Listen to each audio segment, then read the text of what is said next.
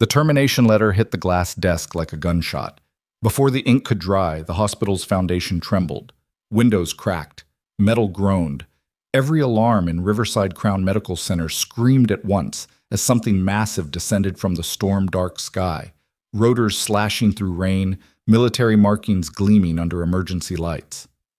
Director Marcus Hale had just destroyed Nurse Lena Ward's career for defending a dying homeless man in Bay 4. He called her replaceable, expendable, a nobody. But as armed soldiers flooded the ER 30 seconds after her firing, one question shattered everything. Where is the patient Lieutenant Commander Ward was protecting? The homeless man wasn't homeless, and Lena Ward wasn't just a nurse. Before we dive into this story, I need you to do something. Stay with me until the very end, hit that like button, and drop a comment telling me what city you're watching from so I can see just how far this story travels.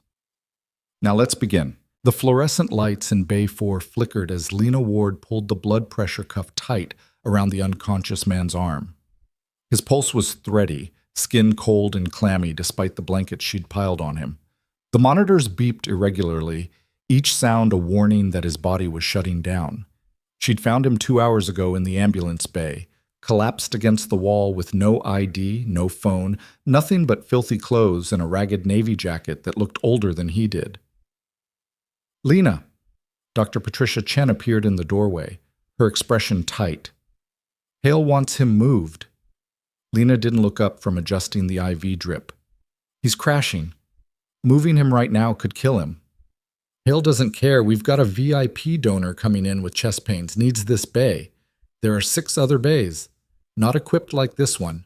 Patricia's voice dropped. "I'm sorry. It's not my call." Lena's hand stilled on the IV pole. She looked at the man on the gurney, maybe 50, weather-beaten face, gray stubble, but something about his bone structure suggested he'd once been stronger, sharper. His right hand bore scars consistent with serious burns, the kind you got from explosions, not accidents. The navy jacket wasn't just old, it was worn like a second skin. "Give me 10 minutes, Lena said. His pressure's dropping. He needs stabilization first." "You have 5. Patricia disappeared. Lena worked faster, increasing the saline drip, rechecking vitals, scanning for anything that might explain why a man in his condition would collapse outside a hospital instead of walking in. Then she saw it.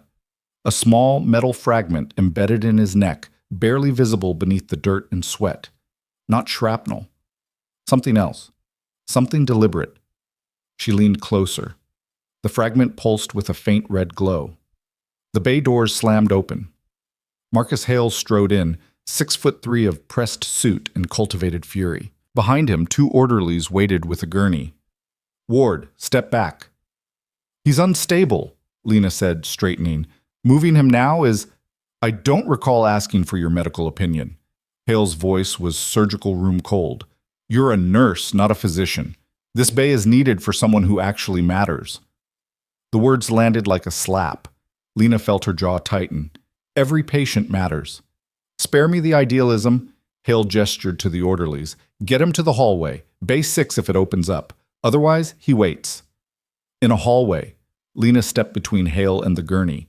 "With unstable vitals and no monitoring. Move, Ward." "No." The word hung in the air. Around them, the ER seemed to hold its breath. Nurses at the station froze mid-charting. A resident stopped writing orders.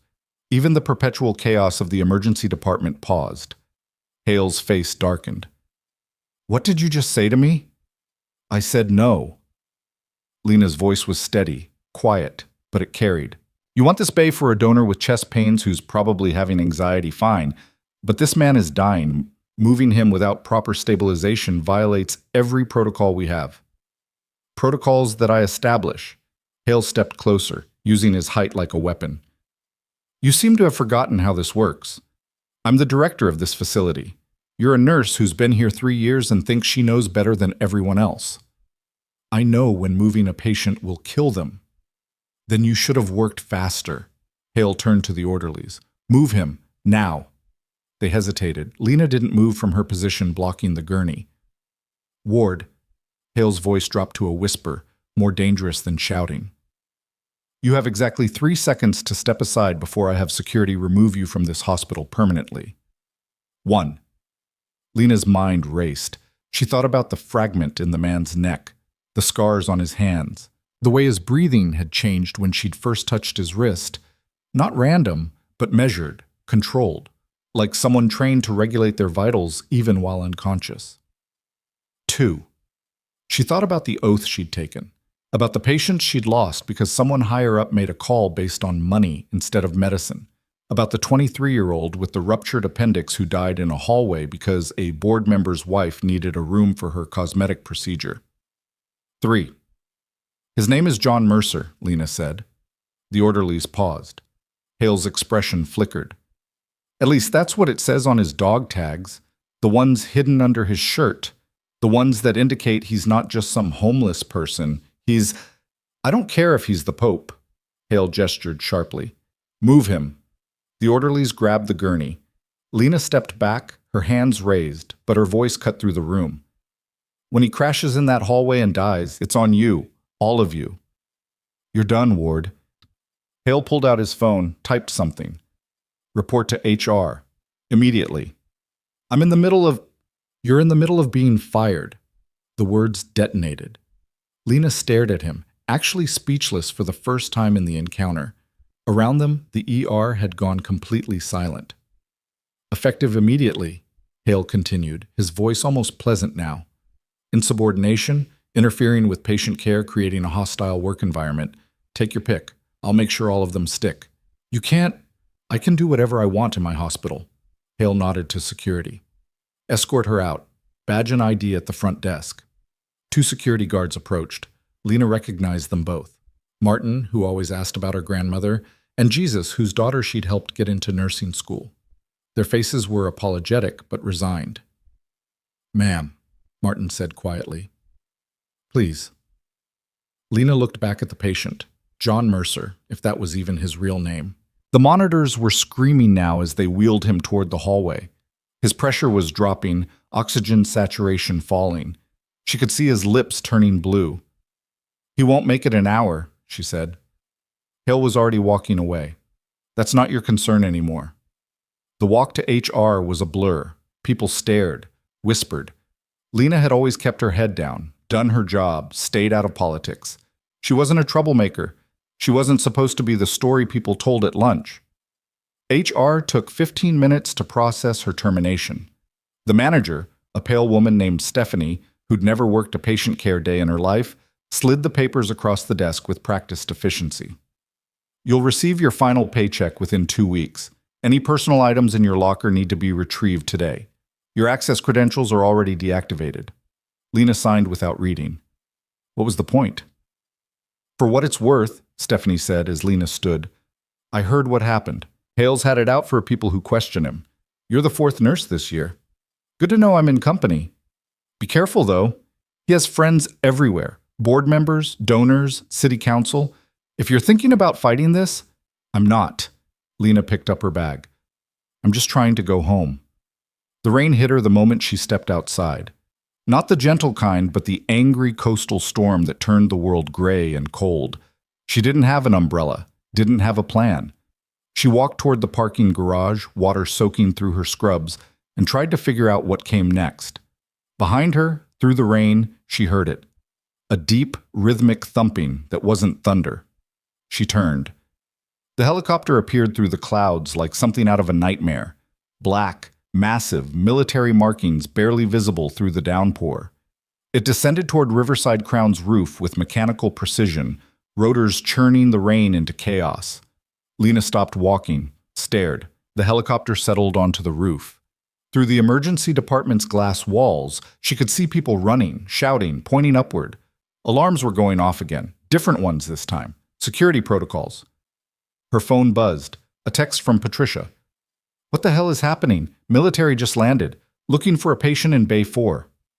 Lena's stomach dropped. Another text. They're asking about the homeless man. Said he's a missing officer. Lena, what did you know? She hadn't known anything, but standing in the rain, watching armed personnel descend from that helicopter, she started to understand. The fragment in his neck, the controlled breathing, the scars. John Mercer wasn't homeless. He was lost. And she'd just been fired for trying to save him. Lena walked back toward the entrance. Security tried to stop her. Her credentials were dead, but the chaos was too overwhelming. Nobody was checking badges anymore. The entire ER had descended into controlled pandemonium. Military police in crisp uniforms moved through the department with absolute authority. They weren't asking permission. They were taking over. Clear this area. We need access to Bay 4 immediately. Where's the patient that was here 2 hours ago? Male, 50s, navy jacket? Who moved him? We need names. Lena pressed against the wall, watching. One of the MPs, a woman with silver bars on her shoulders, was interrogating Dr. Chen. Patricia looked terrified. He was moved to the hallway, Patricia stammered.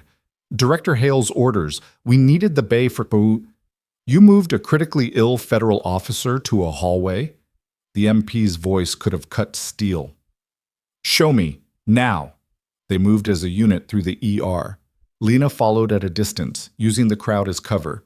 She knew where they'd put Mercer, the hallway near Bay 6, the place where patients went to wait and sometimes die waiting. The MPs found him there, on a gurney, alone. Monitors dark because nobody had plugged them in. Jesus Christ. The Silver Bar MP checked for a pulse. He's barely breathing. Get medical in here now. A trauma team descended. Real doctors this time, not residents. They worked with military precision, barking orders, moving equipment. Someone produced a portable scanner and ran it over Mercer's neck. Tracker's still active, a tech called out. Signal's weak but present. He's been off-grid for 48 hours. What's his condition? Critical, dehydrated, malnourished, possible sepsis. He needs ICU immediately. Where's the nurse who was treating him initially? The question froze everyone. Patricia's eyes scanned the crowd, landing on Lena. Their gazes met. Patricia looked away. She was fired, someone said, one of the orderlies. About 20 minutes ago. Director Hale terminated her for insubordination. The MP's head snapped up. She was fired for treating this patient? For refusing to move him, ma'am. The MP pulled out a radio, spoke in clipped, coded language that Lena couldn't quite follow. Then she turned to the ER staff. Where is Director Hale right now? Nobody answered. Fear radiated through the room like radiation. I asked a question. The MP's voice dropped. Where is Hale? His office, Dr. Chen whispered. 4th floor. Secure him. Nobody goes in or out until I get there. The MP turned to her team. Find the nurse who was fired. Lena Ward. I want her back here immediately. Lena's breath caught. She started to back away toward the exit, but froze when she heard a voice behind her. Lieutenant Commander Ward. She turned slowly. A man in a Navy uniform stood 3 feet away. Older, maybe 60, with ribbons and medals that marked him as someone important. His eyes scanned her face with the intensity of someone confirming an identity. Lieutenant Commander Lena Ward, he repeated. The ER went silent. Every eye turned toward her. Lena's jaw tightened. I haven't used that rank in 4 years. Your discharge was honorable. Your rank doesn't expire. The man stepped closer. His name tag read, Morrison, Captain. You were the corpsman treating Commander Mercer when he was brought in? I'm a nurse. Was a nurse. And I didn't know he was... You performed triage on a federal officer who'd been missing for 2 days. The tracker in his neck indicated he was in distress. Why was he moved from Bay 4? Lena's mind reeled. Everything was happening too fast. Director Hale ordered it. Needed the bay for a VIP. Morrison's expression darkened. A VIP donor was prioritized over a dying naval officer? I didn't know he was... You defended him anyway. Morrison pulled out his phone, showed her a screen. We've been monitoring the tracker. It logged every vital, every movement. We saw when you started treatment, when his condition stabilized, and when he was moved to a hallway and left to die. The words hung there. Left to die. I need you to come with me, Morrison said. Commander Mercer's condition is critical. You're the only one here with battlefield medicine training who's already familiar with his case. I was fired. You were wrongfully terminated for protecting a federal officer in your care. That termination is void as of 30 seconds ago. Morrison's voice carried through the ER. You're being reinstated under emergency military authority. Your badge, your access, everything. Now. Someone handed Lena her credentials, still warm from being printed. Her hands shook as she clipped the badge to her scrubs. "Where's Hale?" Morrison asked the room. "Being detained," the Silver Bar MP said, appearing through the crowd. "Federal investigators are securing his office now." "Good. Lieutenant Commander Ward, you're with me. We're taking Mercer to surgery." They moved through the hospital like a hurricane. Lena found herself at the center of a military operation that had transformed Riverside Crown from a civilian medical center into something else entirely. Federal agents were everywhere, interviewing staff, securing records, photographing Bay 4. In the surgical suite, Lena scrubbed in alongside doctors she'd never worked with before. Military surgeons who moved with practiced efficiency, trusting her immediately when she called out vitals, anticipated needs, adjusted equipment. Commander Mercer lay on the table, pale and failing. The tracker in his neck pulsed weakly. "We need to remove the tracker first," the lead surgeon said. "It's infected. That's what's causing the sepsis." "Carefully," Morrison warned from the observation deck. "That tracker contains classified data. Handle it like a bomb." Lena steadied the surgical field as the doctor made the first incision. Her hands didn't shake. Muscle memory took over. The same steady calm she'd learned in field hospitals overseas, where hesitation meant death. The tracker came out in pieces. Infected tissue surrounded it, but they cleared it methodically, irrigated the wound, applied antibiotics. Mercer's vitals strengthened almost immediately. "He's stabilizing," Lena reported. "Pressure's coming up, oxygen saturation improving." The surgery took 3 hours. When they finally closed, Mercer was breathing on his own, color returning to his face. He'd live. Lena pulled off her gloves, exhausted. Through the observation window, she could see Morrison talking to federal agents, pointing to documents, shaking his head. The door opened. Morrison entered, followed by 2 FBI agents. "Commander Mercer is stable," Morrison said. "Thanks to you." Lena nodded, not trusting her voice. "We need to ask you about Director Hale." One of the FBI agents pulled out a tablet.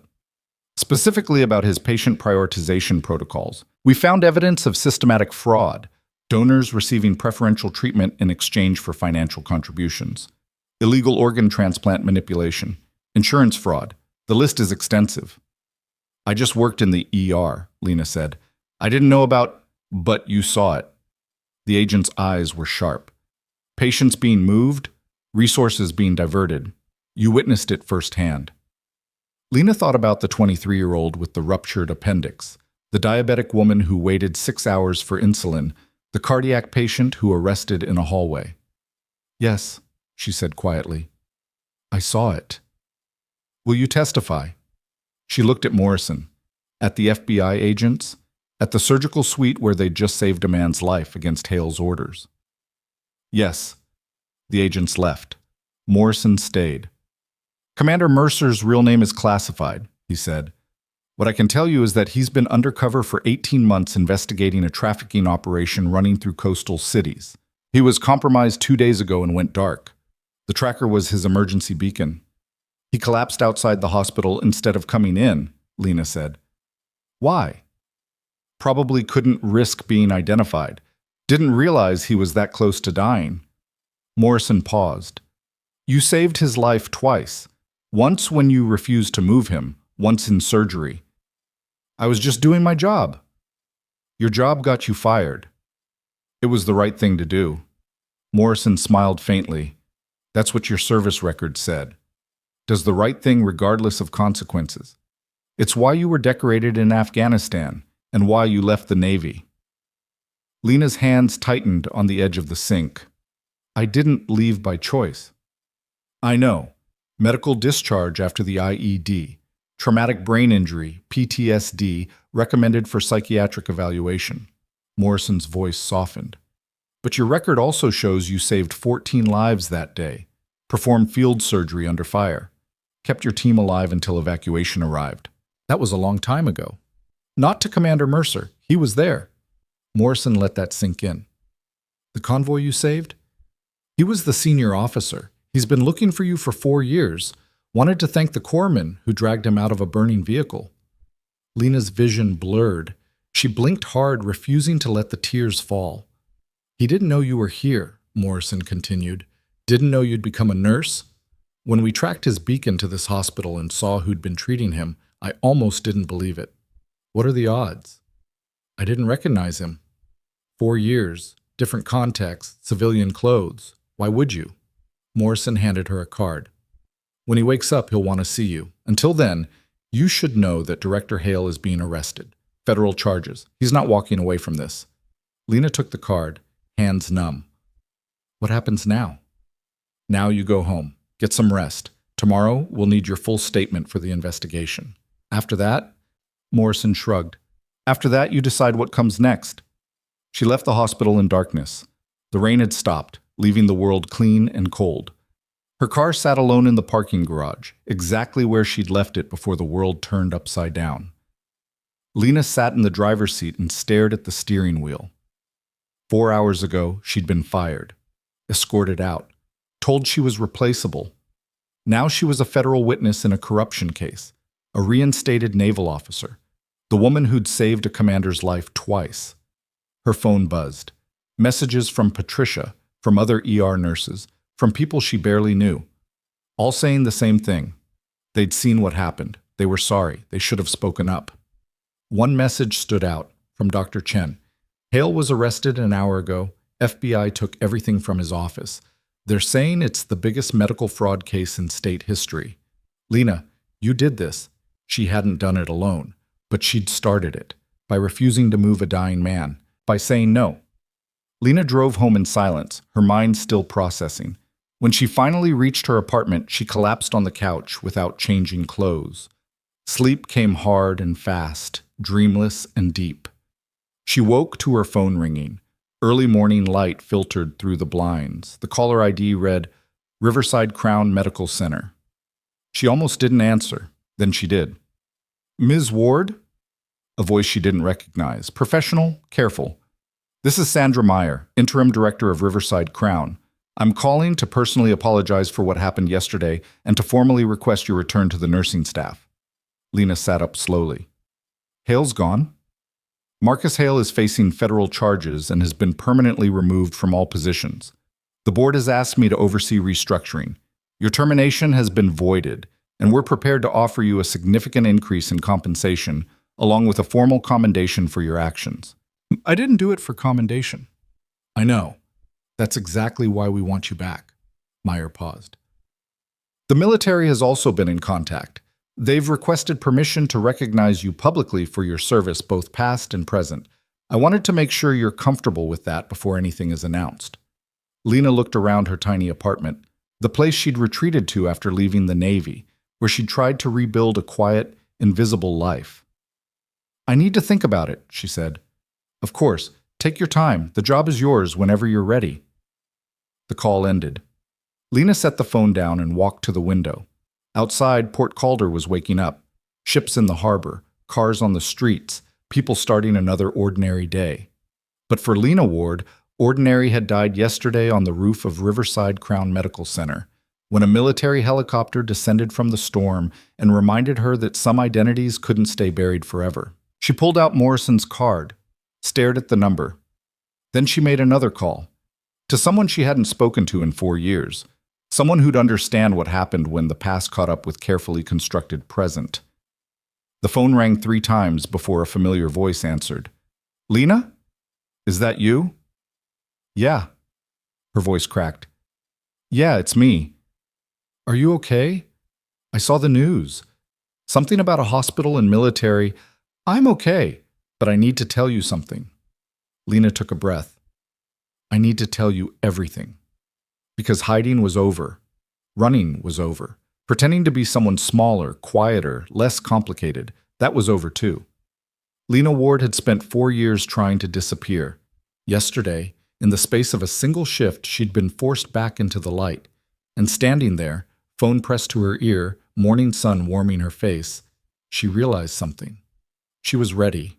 The voice on the other end belonged to Commander Sarah Reeves, the only person from Lena's Navy days who'd stayed in touch after the discharge. 3 years of silence had stretched between them, filled with unanswered messages and avoided calls. Now Sarah listened without interruption as Lena explained everything: the firing, the helicopter, Morrison, the surgery, all of it spilling out in a rush that left her breathless. "They want to recognize you publicly," Sarah said when Lena finally stopped talking. "Are you going to let them?" Lena stared at her reflection in the window. "I don't know. I left that life behind for a reason." "You left because they forced you out. Medical discharge isn't the same as quitting." "Feels the same from where I'm standing." Sarah's sigh carried across the line. "Lena, you saved 14 people in Kandahar. You performed a field amputation under enemy fire. You earned that Silver Star, whether you wear it or not. This commander you saved yesterday, Mercer, he's been trying to find you for years." "Did Morrison tell you that?" "He mentioned it." "Then you know this isn't just about yesterday. This is about everything you've been running from." Sarah paused. "The question is whether you're ready to stop running." Lena didn't have an answer. She thanked Sarah, promised to call again soon, and ended the conversation feeling more uncertain than before. The apartment suddenly felt too small, the walls pressing in with memories she'd worked hard to bury. Her phone buzzed again. Another message from the hospital, this time from Patricia Chen. "Board meeting at noon. They're discussing Hale's replacement and restructuring the entire admin. Your name came up." "A lot." Lena typed back, "I'm not interested in politics." Patricia's response came immediately. "This isn't politics. This is justice. People are finally talking about the patients we lost because of Hale's priorities. If you don't show up, they'll find a way to bury it again." The message sat there, accusatory and true. Lena thought about the 23-year-old who died waiting for surgery, the diabetic woman, the cardiac patient, all the invisible people who'd been shuffled aside for donors and VIPs. She got dressed. Riverside Crown looked different in daylight. News vans crowded the parking lot, reporters doing stand-ups in front of the main entrance. Security had tripled, federal agents still moving through the building with badges and authority. Lena entered through the staff entrance, avoiding the cameras, and made her way to the administrative floor. The boardroom was packed. Hospital administrators, department heads, legal counsel, and faces Lena didn't recognize. Federal investigators, probably, or lawyers. Sandra Meyer sat at the head of the table, projecting calm authority despite the chaos surrounding her. Meyer looked up when Lena entered. "Miss Ward, thank you for coming. Please sit." Every eye in the room turned toward her. Lena took a seat near the back, trying to make herself small, but Meyer gestured her forward. "Actually, could you join us up here? Your testimony is crucial to several matters we need to address." Lena moved to the front table, acutely aware of the scrutiny. She'd spent 4 years avoiding attention, and now she was sitting in front of 30 people who wanted answers. Meyer began with formalities, acknowledging Hale's arrest, confirming the federal investigation, outlining the immediate changes being implemented. Then she turned to Lena. "Ms. Ward, we've reviewed the security footage from yesterday, along with statements from multiple staff members. Your actions in protecting Commander Mercer, despite direct orders from Director Hale, likely saved his life. However, we need to understand the full context. Can you walk us through what happened from your perspective?"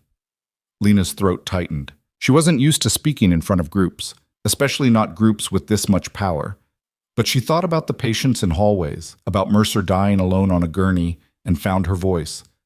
"Commander Mercer came in through the ambulance bay around 1400 hours. No ID, no insurance information, presenting with fever, dehydration, and unstable vitals.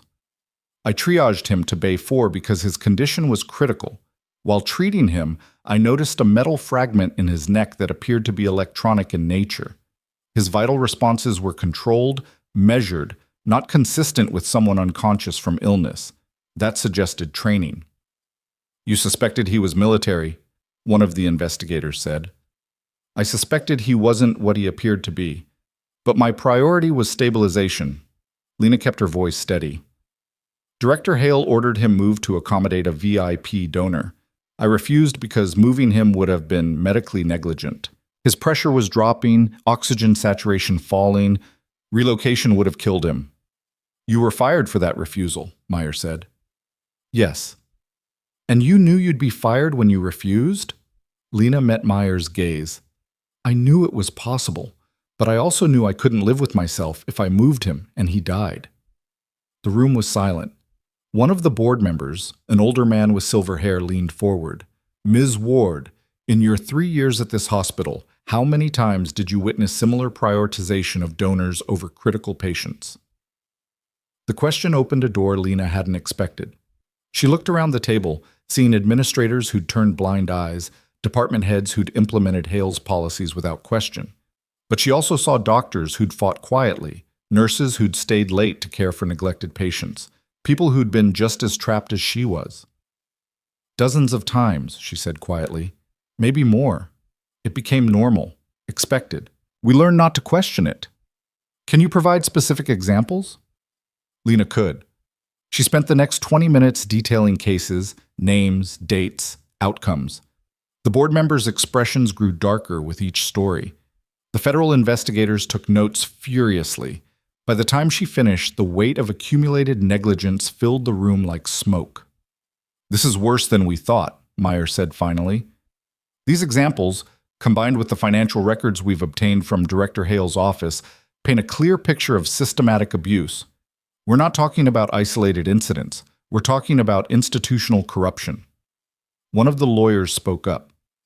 This exposes the hospital to significant liability. Class action suits, wrongful death claims, criminal charges beyond Hale himself.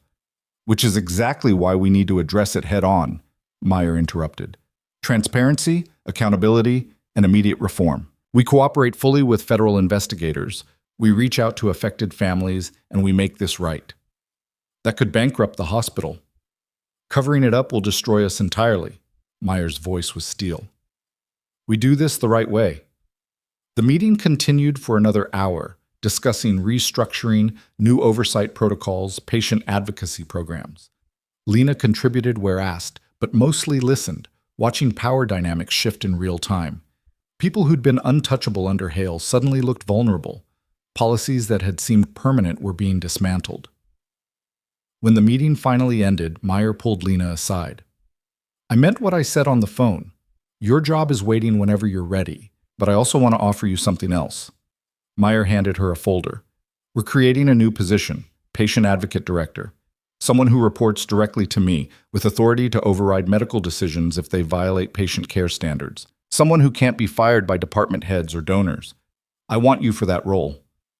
Lena stared at the folder. I'm a nurse, not an administrator. You're someone who stood up when it mattered. That's what this position needs. Meyer's expression softened. Think about it. No pressure, no timeline, but we need people like you if we're going to fix this place. Lena took the folder without committing. As she left the boardroom, she nearly collided with Captain Morrison in the hallway. Lieutenant Commander Ward, he nodded toward a quiet alcove.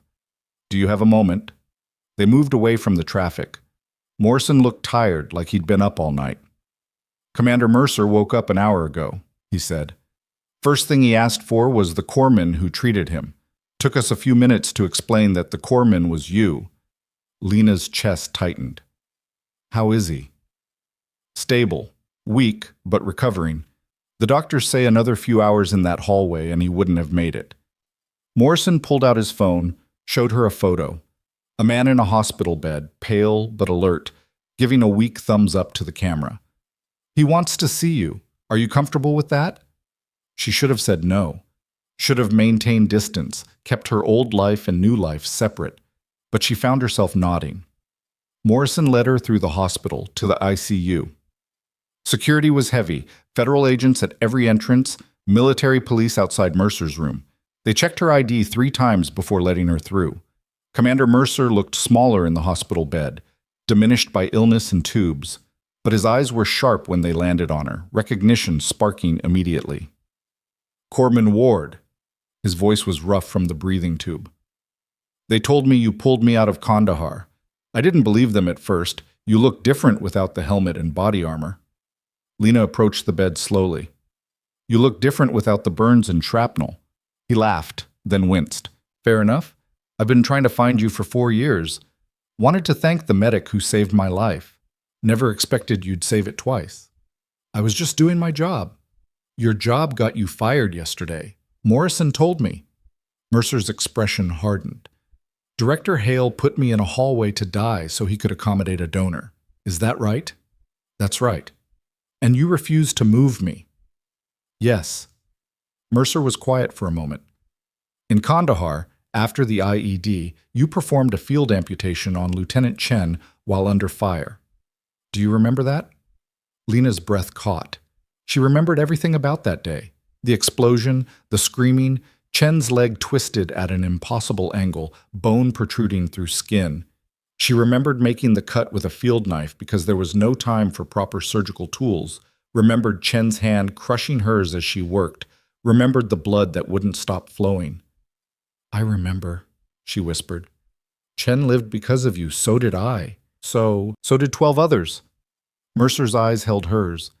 You saved 14 people that day and walked away with a silver star and a medical discharge. They said you had PTSD, traumatic brain injury, that you weren't fit for continued service.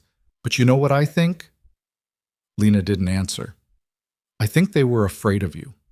Afraid of someone who'd disobey a direct order to save lives. Someone who'd question authority when authority was wrong. Mercer shifted in the bed, pain crossing his face. The army wanted soldiers who followed orders. You wanted to save people. Those two things don't always align.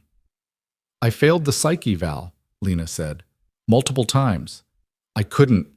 I kept seeing the explosion, kept hearing the screaming. I couldn't function. You were traumatized. That doesn't mean you were wrong. Mercer reached for the water cup, hands shaking. Lena helped him, holding the straw steady. Thank you. For yesterday, for Kandahar, for everything. I know that doesn't fix what happened to you, but it matters. A knock interrupted them. Morrison entered with two people Lena didn't recognize, a Navy admiral and a woman in a civilian suit carrying a leather portfolio. Commander Mercer, I'm glad to see you're recovering. The admiral's voice carried authority that filled the room. Lieutenant Commander Ward, I'm Admiral Patricia Vance. This is Janet Howell from Naval Personnel. We need to discuss your status. Lena's stomach dropped. My discharge was honorable. There's nothing to discuss. Actually, there's quite a bit to discuss. Vance gestured to the chairs. Please, sit. Lena remained standing. Vance sighed and continued anyway. Your medical discharge in 2022 was processed under extraordinary circumstances. Multiple psych evaluations, TBI diagnosis, PTSD.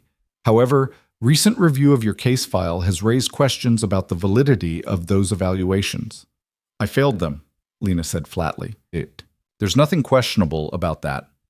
You failed evaluations conducted by Dr. Richard Morse, a Navy psychiatrist who was subsequently discharged himself for falsifying patient records.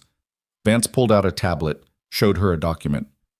Morse was running an operation to force out combat veterans who questioned command decisions. He'd diagnose them with severe PTSD or TBI, recommend discharge, and they'd be gone before anyone noticed the pattern. The words didn't make sense. Lena stared at the document, at Morse's name, at the dates that matched her own discharge timeline. You're saying my diagnosis was fake? We're saying it was likely exaggerated or fabricated entirely.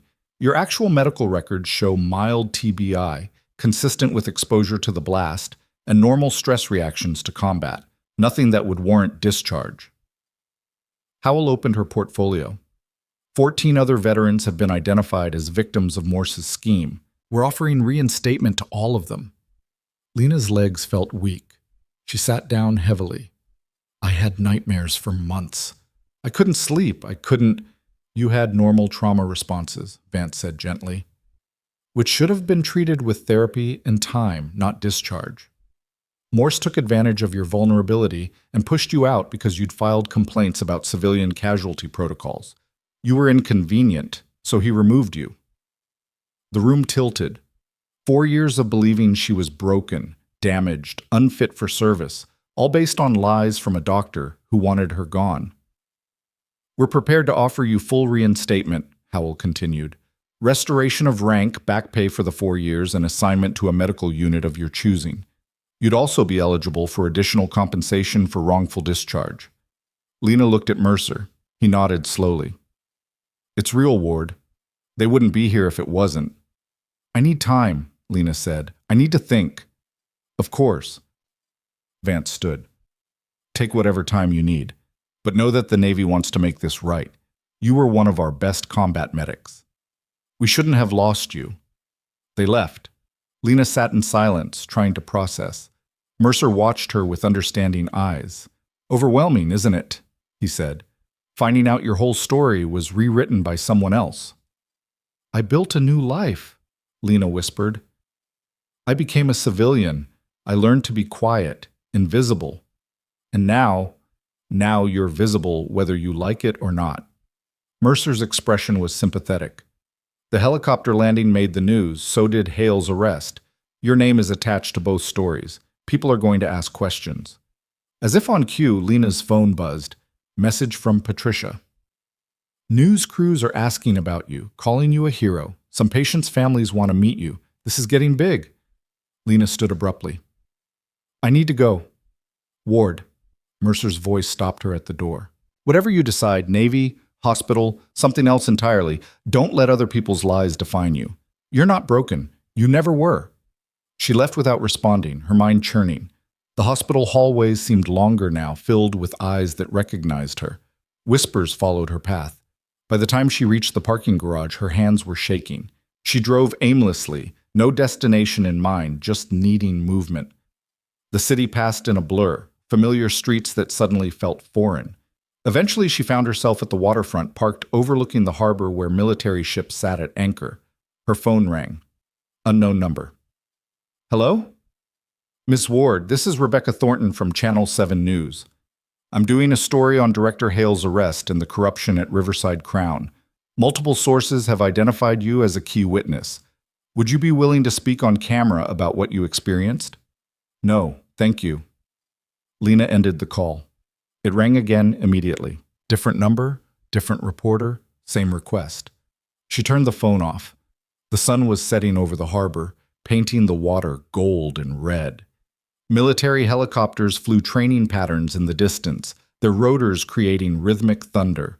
Lena watched them and thought about Kandahar, about the day that had defined and destroyed her military career. She'd never told anyone the full truth about that day. Not the therapists, not Morse, not even Sarah. The official report said she'd performed heroically under fire, saving 14 lives through quick thinking and medical expertise. What it didn't say was that she'd disobeyed a direct order to retreat, that she'd stayed with wounded soldiers when command had ordered evacuation, that she'd chosen their lives over military protocol. The lieutenant who'd given that retreat order had written her up for insubordination. Then the Silver Star recommendation had come through, and suddenly the insubordination charge disappeared. They'd given her a medal and shuffled her to Morse for evaluation, and within 6 months she was discharged. At the time, she'd believed the diagnosis, believed she was broken, that the nightmares and anxiety meant she couldn't serve. But standing here now, watching those helicopters train, she wondered if Vance was right. If she'd been inconvenient, so they'd removed her. Just like she'd been inconvenient to Hale. The pattern was clear. Speak up, get silenced, question authority, get eliminated. It had happened twice now. How many times before she learned to stay quiet? Except staying quiet meant patients died in hallways, meant people like Hale operated with impunity, meant the 14 soldiers in Kandahar would have bled out waiting for evacuation that never came. Lena turned her phone back on. 53 missed calls, dozens of messages. She ignored them all except one, from Meyer. The news is running stories about you, calling you the nurse who stood up to corruption. Some are connecting it to your military service. I wanted you to hear it from me before you see it on TV. If you need support, security, anything, let me know. Lena pulled up a news website. The headline hit like a punch. Navy hero fired for saving officer's life. Hospital director arrested. The article had everything. Her name, her rank, Kandahar, the Silver Star, the discharge, yesterday's confrontation, Mercer's rescue. Photos of her in uniform from 4 years ago, looking young and certain. A statement from Morrison praising her actions. Quotes from hospital staff calling her brave. The comments section was chaos. Thousands of people weighing in. Support, criticism, speculation. Some calling her a hero, others questioning why she'd hidden her military service. Conspiracy theorists suggesting she'd orchestrated the whole thing. Her private life torn open for public consumption. Another call. This time she recognized the number, Sarah Reeves. "Are you okay?" Sarah asked immediately. "I saw the news. Jesus, Lena, this is everywhere. I didn't want this."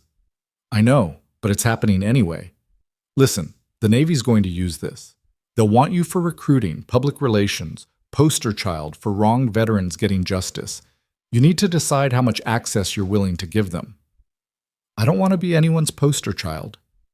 "Then decide what you do want to be." Sarah's voice softened. "Because right now, other people are deciding for you. The news, the Navy, the hospital, they're all writing your story. If you don't like the narrative, you need to control it yourself." Lena watched the sun disappear below the horizon.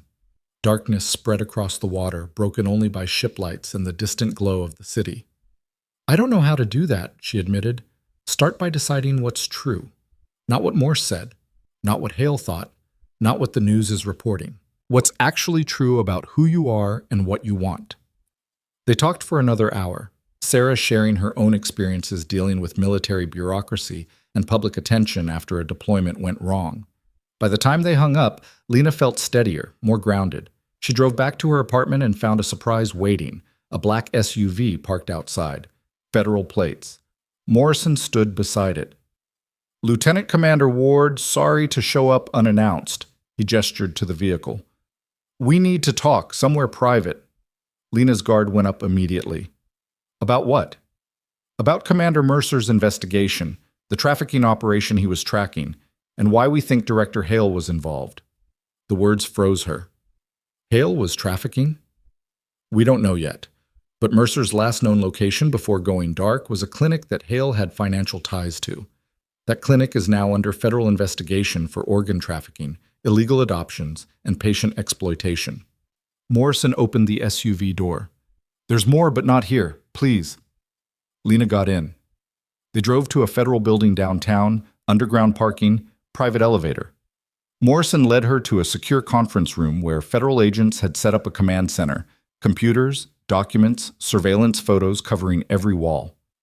An FBI agent Lena recognized from the hospital meeting approached. "Ms. Ward, thank you for coming. I'm Special Agent Carlos Martinez. We need your help understanding Director Hale's operation." He pulled up a digital map showing locations across the city. Red pins marked hospitals, clinics, medical facilities. Blue pins marked donor homes, Martinez said. "Wealthy individuals who contributed to Riverside Crown and other facilities in Hale's network. We're finding connections between these donors and patients who receive priority treatment, often at the expense of critical cases." "Organ transplants?" Lena asked. "Among other things, we've documented cases of donors' family members jumping wait lists, receiving organs that should have gone to more critical patients, even instances of organs being harvested from patients who weren't quite dead yet." Martinez's expression was grim. Hale ran this network for at least 8 years, multiple hospitals, multiple states. Riverside Crown was just the flagship. Lena felt sick. How many people died? "We're still calculating, but conservatively, hundreds. Maybe thousands if we count transplant patients who died waiting while donor families got priority." The scope was staggering. Lena thought she'd been fighting against one corrupt director. Instead, she'd stumbled into something massive. "Commander Mercer was investigating a clinic in the network," Morrison said. "Place called Sterling Health Associates. Outwardly legitimate, but Mercer had evidence of illegal organ procurement, patient coercion, even murder made to look like natural death. He went undercover as a homeless veteran to access the clinic's services, got compromised, and barely made it to Riverside Crown before collapsing." "The tracker in his neck," Lena said. "They were trying to remove it?" "We think so. Infection was probably intentional. Someone at the clinic recognized what the device was and tried to extract it. When that failed, they left him to die on the street." Martinez pulled up a photo. "We found the extraction tools hidden in a biomedical waste container near where Mercer collapsed. This wasn't random sickness. This was attempted murder." Lena stared at the photo. Surgical instruments, stained with blood, carelessly discarded. "We need you to testify," Martinez said. about what you witnessed at Riverside Crown, about how Hale prioritized donors, about the patient outcomes you documented. Your testimony anchors the case. I already agreed to testify. This is different. This is federal RICO charges, conspiracy to commit murder, organ trafficking across state lines. The trial will be massive, public, career-defining for everyone involved. Defense attorneys will attack your credibility, your military discharge, your motives. They'll make you the story instead of Hale. Let them. Lena's voice was steady. I know what I saw. I know what happened. They can attack me all they want. The truth doesn't change. Martinez smiled slightly. Admiral Vance said you'd say that. They spent 3 more hours going through documents, identifying patients, connecting cases to donor payments. Lena recognized names, people she'd treated, people who'd died, people who'd waited while others jumped ahead. Each connection made her angrier, more determined. By the time they finished, it was past midnight. Morrison drove her home in silence. This is going to get worse before it gets better, he said as they pulled up to her building. The media attention, the trial, all of it. Are you ready for that? Lena thought about Kandahar, about Morse's lies, about every time she'd been told to be quiet and obey, about the 23-year-old who died in a hallway. No, she said honestly, but I'm doing it anyway. She went upstairs, exhausted but unable to sleep. The apartment felt different now, not like a refuge but like a temporary shelter before a storm. She stood at the window, looking out at the city, and wondered what came next. Her phone buzzed one more time. Message from an unknown number, just 3 words. They're watching you. Lena's blood went cold. She checked the message details, blocked sender, encrypted routing. She went to the window, looked down at the street. A car sat across from her building, engine off, someone in the driver's seat. She grabbed her phone, dialed Morrison. Someone's outside my apartment, she said when he answered. Watching. Stay inside, lock everything. I'm sending security now. 5 minutes later, 3 federal vehicles arrived. Agents swept the area, approached the suspicious car. Through her window, Lena watched them surround it, weapons drawn. The driver emerged slowly, hands up. Even from 5 stories up, even in darkness, Lena recognized the silhouette. It was Marcus Hale. Federal agents swarmed Hale before he could move, slamming him against the car hood with enough force that Lena heard the impact from 5 stories up. She watched them cuff him, search him, pull something from his jacket pocket. Morrison's voice came through her phone, still connected. Stay on the line, don't go outside. He was out on bail? Lena's voice shook despite her efforts to control it. House arrest with ankle monitor. He cut it off about 2 hours ago. We've been searching for him since. Morrison's tone went sharp, talking to someone else. Get him in the vehicle, now, and sweep that car for weapons. Lena watched them force Hale into a federal SUV. Even from this distance, she could see him twisting to look up at her window. Their eyes met across the darkness. His expression wasn't afraid. It was calculating. He had a gun, Morrison said. Loaded, safety off. And a phone with your address pulled up on the GPS. The implication hit her like cold water. He was going to... We don't know what he intended, but he violated bail, cut his monitor, armed himself, and came to your home at 1 a.m. That's enough. Morrison paused. Pack a bag. We're moving you to a secure location tonight. I'm not running from him. You're not running. You're being smart. Hale's network is bigger than we thought. If he's desperate enough to come after you personally, others might be too. Lena wanted to argue, but Morrison was right. She packed quickly, essentials only, moving on autopilot. 20 minutes later, federal agents escorted her to an unmarked car and drove her to a downtown hotel that the government had converted into a secure facility. Her room was on the 15th floor, guards at the elevator and stairs, cameras covering every angle. She didn't sleep. Instead, she sat by the window watching the city lights and thinking about Hale's expression. Not desperate, not panicked, calculated, like someone playing a longer game than anyone realized. Morning came gray and cold. Morrison arrived at 7 with coffee and news. Hale's not talking, lawyered up immediately, but we found something interesting in his car, a burner phone with messages to several individuals we've identified as part of the trafficking network. Looks like he was coordinating something. Coordinating what? That's what we need to find out.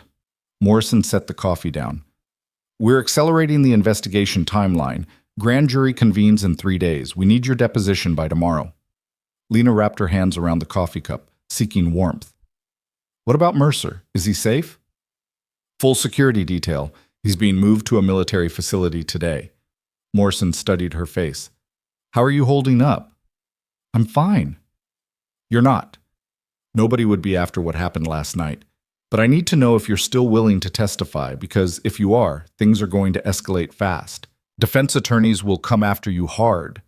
Media will dig into your past. Everything you've kept private will become public. Lena thought about the 14 soldiers in Kandahar, about the patients in Riverside Crown's hallways, about every person who'd suffered because someone powerful decided they didn't matter. I'm testifying, she said, whatever it takes. Morrison nodded. Then we need to prepare you. Agent Martinez has a team ready to go through your potential testimony. It won't be pleasant. He wasn't exaggerating.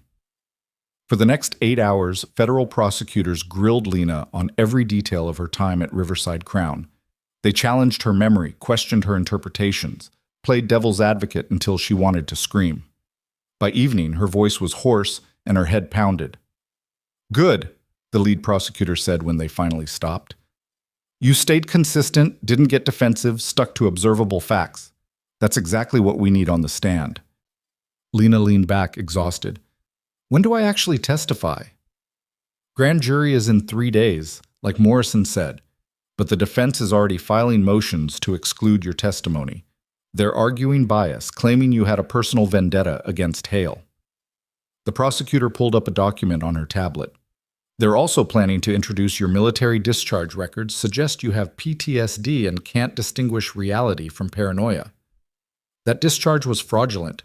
We know Admiral Vance is providing testimony about Morse's scheme, but the defense will still use it to attack your credibility.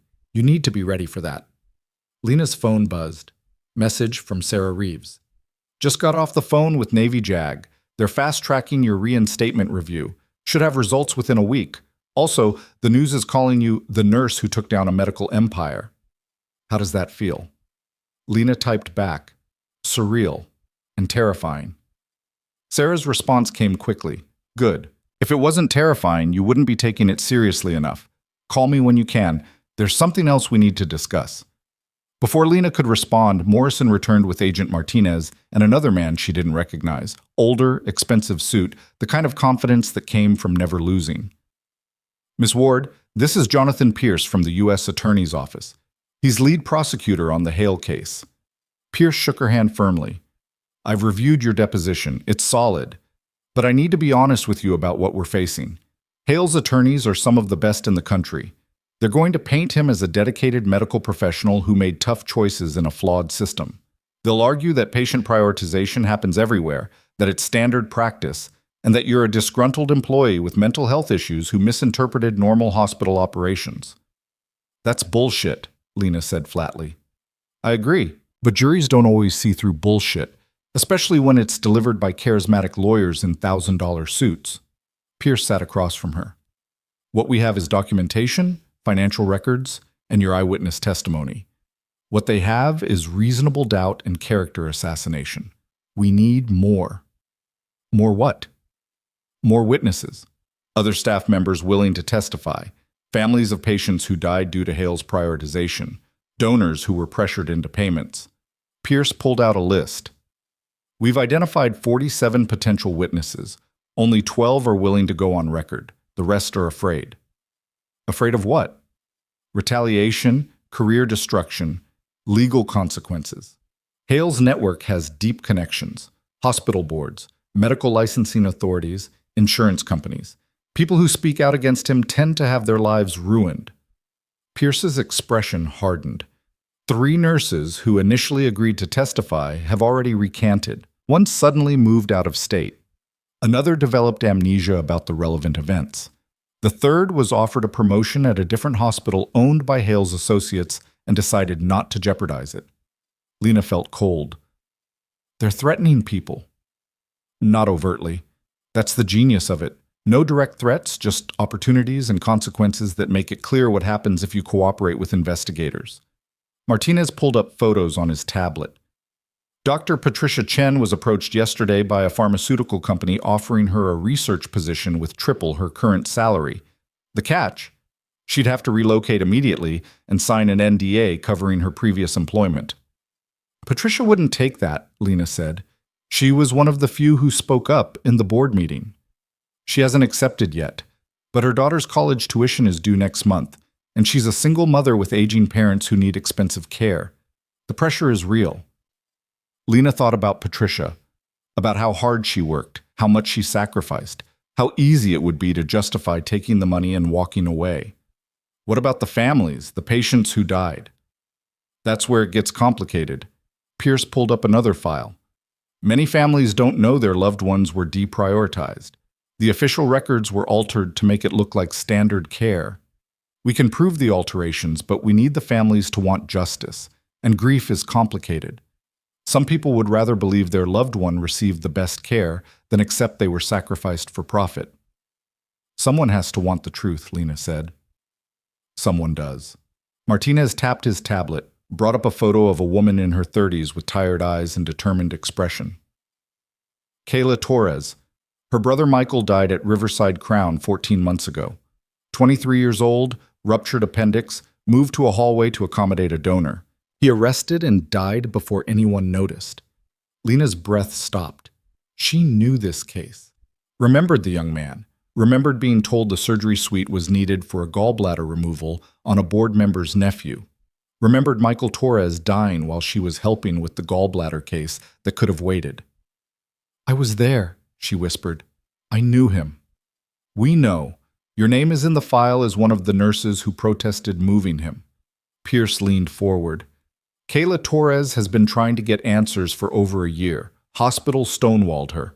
Lawyers told her medical malpractice was too hard to prove. She's been shouting into the void.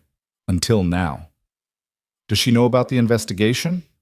We contacted her yesterday. She wants to testify. But there's a problem. Martinez brought up a legal document. Hale's attorneys got a gag order on all pending litigation.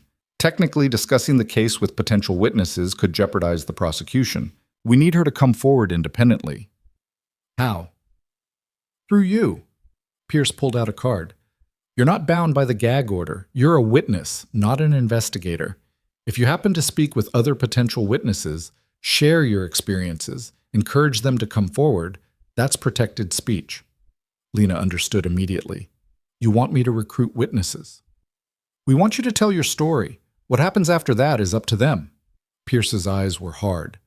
But yes, if families like the Torres family hear from someone who was there, someone who fought to save their loved ones, they're more likely to speak up. Right now, they think they're alone. You can show them they're not. It was manipulation, even if it was for the right reasons. But Lena thought about Michael Torres, about his sister spending over a year trying to get answers, about all the other families who'd been lied to. Give me the contact information, she said. Pierce slid a folder across the table. Everything we can legally share is in here. Names, basic case details, public records. The rest you'll have to discover on your own. Lena opened the folder. Dozens of names, dozens of stories, each one a person who'd been treated as expendable. When do I start? Whenever you're ready, but soon would be better. Grand jury is in 3 days, and the more witnesses we have, the stronger the case. Pierce stood. One more thing. Hale's attorneys are going to find out you're contacting families. They'll accuse you of witness tampering, try to get your testimony excluded. You need to document everything, record conversations if possible, make sure there's no question about your conduct. Understood. They left her alone with the folder. Lena spread the papers across the hotel room desk, reading each case, absorbing each tragedy. By midnight, she'd identified 15 families she thought might be willing to speak. She started making calls. The first 3 went to voicemail. The 4th was answered by an elderly man whose wife had died waiting for cardiac surgery while a donor's father received a routine angioplasty. Who is this? His voice was suspicious, worn down by grief. My name is Lena Ward. I was a nurse at Riverside Crown Medical Center. I'm calling about your wife, Eleanor. Silence. Then, what about her? I was working the night she died. I'm part of the federal investigation into Director Hale. I think you deserve to know what really happened. Another silence, longer. The hospital said she was too sick, that nothing could have been done. That's not true, sir. She was stable enough for surgery, but she was moved down the priority list to accommodate another patient whose family had donated money to the hospital. I tried to intervene. I was overruled. She heard breathing, ragged and painful. You're saying they let her die for money? I'm saying her death was preventable, and she wasn't the only one. Lena's voice stayed steady, clinical. The federal investigation has identified dozens of similar cases. Families are being contacted. If you're willing to hear the truth, I can connect you with the investigators.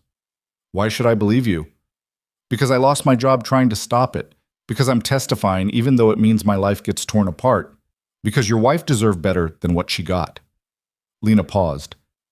You don't have to decide now, but if you want answers, real answers, they're available. All you have to do is ask. She gave him Martinez's contact information. He took it without promising anything and hung up. Lena made 11 more calls that night, 4 disconnected numbers. 3 people who hung up immediately, 2 who listened but refused to get involved, 2 who broke down crying and asked for more information. Progress, but not enough. Morning came too fast. Morrison arrived with breakfast and news that Hale had been denied bail after the incident outside her apartment. He was being held in federal detention pending trial. That should have felt like a victory, Morrison said, watching Lena pick at her eggs. But you don't look relieved. His network is still operating. People are still being threatened and bribed into silence. Lena pushed the plate away. I contacted 15 families last night. Only 2 are willing to talk to investigators. 2 is better than none. 2 isn't enough to show a pattern. Pierce needs dozens to prove systematic abuse. Morrison sat across from her. You can't save everyone, Ward. Some people aren't ready to fight. Then I need to find the ones who are. She spent the next 2 days on the phone, tracking down families, former staff members, anyone who might have information. The rejections piled up, people too scared, too tired, too broken by grief to face the legal system.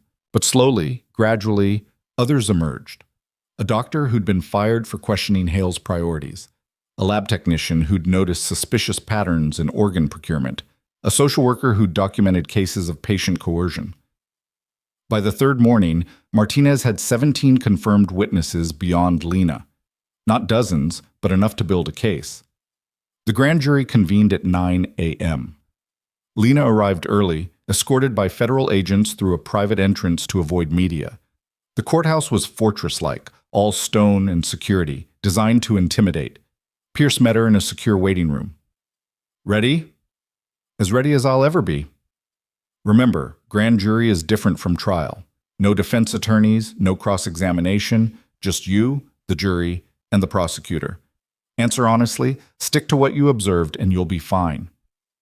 Lena nodded, but her hands were shaking. Pierce noticed. It's okay to be nervous. The jury expects it. What they need to see is conviction, that you believe what you're saying, that you're not here for revenge or attention, but because it's right. I do believe it. Then show them. The grand jury room was smaller than she expected, more intimate.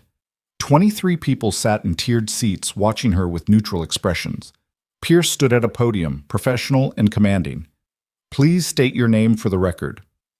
Lena Marie Ward. What is your current occupation? Registered nurse. I was employed at Riverside Crown Medical Center until recently. Pierce walked her through her employment history, her training, her experience. Then he shifted to the relevant events. Can you describe your interactions with Director Marcus Hale on the day of your termination? Lena took a breath and began. She detailed the treatment of Commander Mercer, Hale's order to move him, her refusal, the firing. The jury listened intently, some taking notes, others just absorbing. In your 3 years at Riverside Crown, did you observe other instances of patients being deprioritized for donors? Yes, many times. Can you provide specific examples? Lena went through the cases one by one. Michael Torres with the ruptured appendix. Eleanor Martinez waiting for cardiac surgery. A diabetic woman left in a hallway during a hypoglycemic crisis while a donor's husband received treatment for food poisoning. Each story built on the last, creating a pattern that was impossible to ignore. Did you ever report these concerns through official channels? I reported to my supervisor 3 times. Each time I was told that resource allocation was above my pay grade and that I should focus on my assigned duties. Did you face consequences for these reports? My performance reviews became increasingly negative. I was assigned less desirable shifts. Other nurses were warned not to associate with me if they wanted to advance. Pierce pulled up documents on a screen. These are your performance evaluations. Can you explain the discrepancy between your clinical scores, which are consistently excellent, and your overall ratings, which declined sharply after your first report? Lena studied the charts. My clinical abilities didn't change, but my ratings dropped once I started questioning priorities. The message was clear. Stay quiet or face consequences. But you didn't stay quiet. No. Why not? Lena looked at the jury, meeting their eyes. Because people were dying, because someone had to say something, because staying quiet made me complicit. The room was silent. Pierce let the moment breathe before continuing. Let's talk about Commander Mercer specifically. When you first encountered him, what was his condition? Critical. Hypotensive, tachycardic, altered mental status. He needed immediate intervention. In your professional opinion, what would have happened if he'd been moved to a hallway as Director Hale ordered? He would have died. His vitals were unstable. Without continuous monitoring and immediate access to emergency equipment, he wouldn't have survived an hour. Yet Director Hale ordered the move anyway. Yes. For what purpose? To accommodate a VIP donor who was coming in with chest pains that later proved to be anxiety-related. Non-emergency. So a non-emergency patient was prioritized over a dying man. That's correct. Pierce walked her through the rest. The military's arrival, the discovery of Hale's broader network, the pattern of systematic abuse. By the time he finished, 2 hours had passed, and the jury looked grim. Thank you, Miss Ward. Do any members of the jury have questions? A woman in the back row raised her hand. You said you were fired for refusing to move the patient. Did you know at the time that refusing would cost you your job? I suspected it would have consequences. I didn't know specifically that I'd be fired. Would you have done it differently if you'd known? Lena didn't hesitate. No. The patient's life was more important than my job. Another juror spoke up, an older man with sharp eyes. You have a military background. Does that influence how you view authority and orders? The question was loaded. Lena considered carefully. My military training taught me to follow orders. It also taught me that illegal or immoral orders should be challenged. Moving a dying patient to accommodate a non-emergency case violated medical ethics and hospital protocols. It was the wrong order. Even though it came from your superior? Especially because it came from my superior. He should have known better. Pierce wrapped up shortly after. Lena was escorted out through a different exit, away from the main courthouse. Morrison waited in an unmarked car. How did it go? I told the truth. What happens now is up to them. The grand jury will deliberate for a few hours, maybe a day. If they indict, Hale faces trial. If they don't, Morrison trailed off. They'll indict, Lena said with certainty. The evidence is overwhelming. Evidence and justice aren't always the same thing. They drove back to the secure hotel. Lena tried to rest but couldn't stop her mind from racing. She checked her phone, messages from families she'd contacted, from Patricia Chen, from Sarah Reeves. The world was watching, waiting. 6 hours later, Pierce called. Grand jury returned indictments on all counts. Hale is facing 63 felony charges including conspiracy, fraud, manslaughter, and racketeering. Trial is set for 6 weeks from now. What about the others in his network? 15 additional indictments issued. We're still building cases on another 20 suspects. Pierce paused. This is the largest medical corruption prosecution in U.S. history, and it started because you refused to move a patient. You should be proud. Lena didn't feel proud. She felt exhausted and overwhelmed and slightly sick. There's something else, Pierce continued. Hale's attorneys filed an emergency motion this afternoon. They want you barred from testifying at trial, claiming claiming you coordinated with federal investigators to manipulate witnesses and fabricate evidence. That's insane. I just shared my experiences. I know, but they're going to fight dirty. The hearing is tomorrow morning. You need to be there. Lena closed her eyes. Of course there was a hearing. Of course it wasn't over. The next morning brought reporters camped outside the courthouse, cameras tracking her every movement despite the federal escort. Inside, Hale's defense team waited, 4 attorneys in matching suits, radiating expensive aggression. The lead attorney, a woman named Catherine Wilde, stood when Lena entered. Your Honor, Ms. Ward's recent activities constitute clear witness tampering. She contacted dozens of families, fed them a narrative designed to support the prosecution's theory, and coerced them into making statements against my client. Pierce countered immediately. Ms. Ward exercised her First Amendment right to share her experiences with interested parties. She didn't threaten anyone, didn't offer incentives, didn't fabricate anything. She told the truth. Her version of the truth, Wilde shot back. A version conveniently aligned with federal prosecutors who have a political incentive to secure a high-profile conviction. The judge, a severe woman named Harrington, looked unimpressed. Ms. Wilde, are you suggesting that Ms. Ward invented her experiences at Riverside Crown? I'm suggesting she misinterpreted them through the lens of personal bias and mental health issues, then used her military background to systematically recruit witnesses who would support her flawed interpretation. My mental health is irrelevant, Lena said before Pierce could stop her. Judge Harrington raised an eyebrow.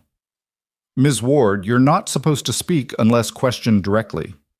I apologize, Your Honor, but my psychiatric evaluation was fraudulent. The Navy is reviewing my discharge because the psychiatrist who diagnosed me was falsifying records to force out combat veterans. That's documented fact, not speculation. Wilde smiled coldly. And yet, you still have PTSD symptoms, don't you? Nightmares, anxiety, difficulty with authority?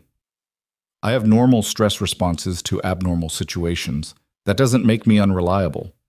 It makes you emotionally invested in seeing authority figures punished. Wilde pulled out documents. Your military record shows multiple instances of insubordination, questioning orders, challenging superior officers. You were decorated for heroism while simultaneously being written up for disobeying direct commands. That's a pattern. Pierce stood. Your Honor, this is character assassination, not legal argument. Ms. Ward's military service is irrelevant to whether her testimony about events at Riverside Crown is truthful. It's absolutely relevant, Wilde countered. It shows a consistent pattern of someone who believes she knows better than her superiors, who substitutes her judgment for established authority, and who sees conspiracy where there's only institutional process. Judge Harrington held up a hand. Enough. I've heard the arguments. Ms. Ward's testimony will not be excluded. However, she looked at Lena. Be aware that your credibility will be thoroughly examined at trial. Your military history, your psychiatric evaluation, your contacts with other witnesses, all of it is fair game for cross-examination. I understand, Your Honor. Good, because if I find any evidence of actual witness tampering or coordination with prosecutors beyond proper channels, I will exclude your testimony and potentially file charges. Clear? Yes, Your Honor. The hearing ended. Lena walked out feeling like she'd been stripped naked in public. Wilde had made her sound paranoid, vindictive, someone who saw enemies everywhere and lashed out at authority. Don't let her get in your head, Pierce said as they left the courthouse. That's exactly what she wants. She's planting seeds of doubt before trial even starts. She made me sound crazy. She made you sound passionate and principled, which is exactly what you are. The jury will see that. Lena wasn't convinced. She spent the rest of the day in the hotel room, avoiding news coverage that she knew would dissect every word of the hearing. Her phone buzzed constantly, messages of support, messages of criticism, reporters requesting interviews. One message stood out. From Admiral Vance, Navy Personnel Board completed review of your case. Results attached. Call me when you can. Lena opened the attachment with shaking hands. Legal language, official seals, conclusions, and recommendations. She skimmed past the formalities to the decision. Lieutenant Commander Lena Ward's medical discharge is hereby voided as fraudulent. Full reinstatement to active duty status granted. Retroactive to original discharge date. Back pay and benefits to be processed immediately. Assignment to Naval Medical Command, San Diego, pending acceptance. She read it 3 times. 4 years of believing she was damaged, broken, unfit for service, erased with a single document. Her phone rang. Vance. Did you read it?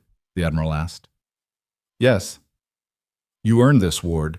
The discharge was wrong. Morse was a criminal, and you deserved better. If you choose to return to active duty, the Navy will be lucky to have you back. And if I don't choose to return? Then you remain a civilian with an honorable service record and no black marks. Either way, the truth is now official. Lena looked out the window at the city below. So many choices, so many paths forward. The Navy wanted her back. The hospital wanted her back. Federal prosecutors wanted her to testify. The media wanted her story. What did she want? I need time to decide, she said finally.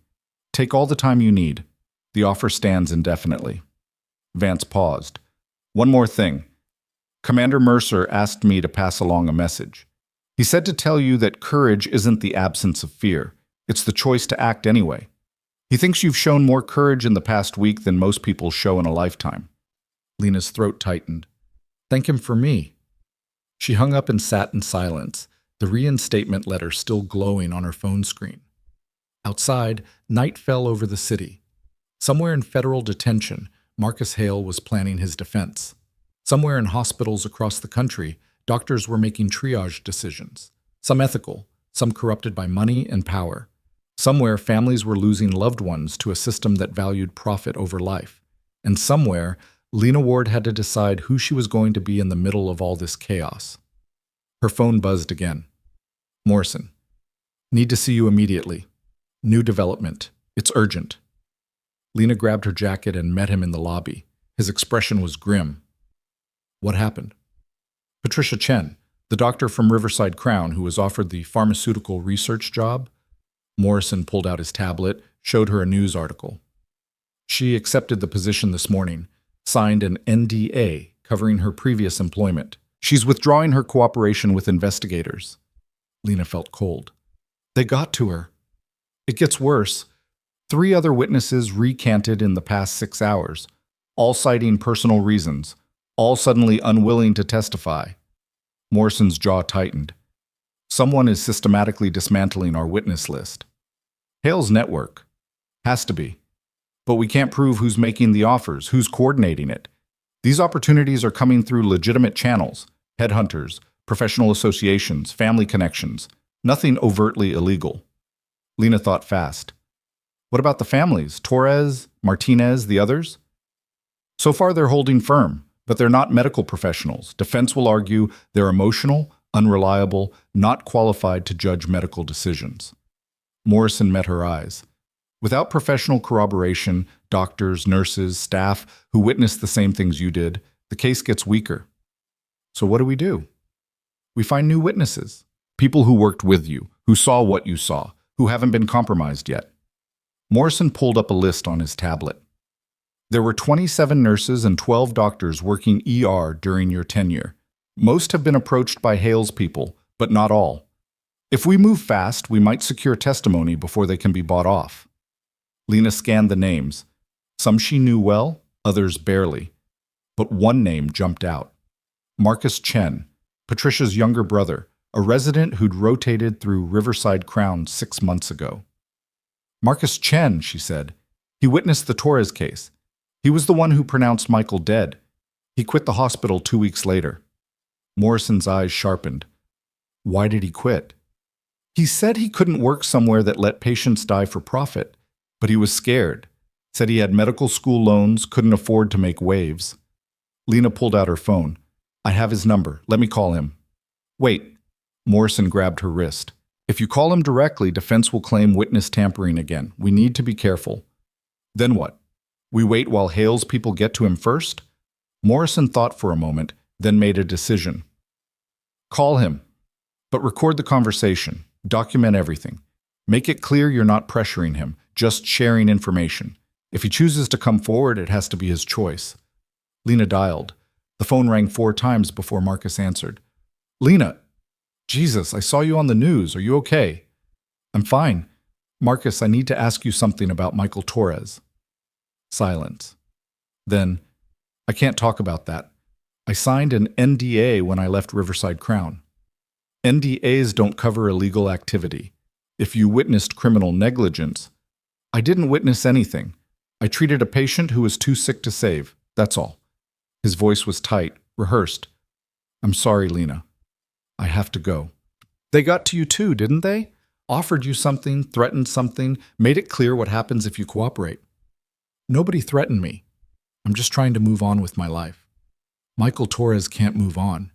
He's dead. Because someone decided his life was worth less than a board member's convenience. That's not... Marcus stopped. This conversation is over. You know what you saw. You quit because you couldn't live with it. Don't let them rewrite your memory now that it matters. Marcus hung up. Lena stared at her phone, frustrated and furious. They're winning, she said quietly. Hale's network is systematically silencing everyone who could corroborate my testimony. By the time trial starts, I'll be standing alone.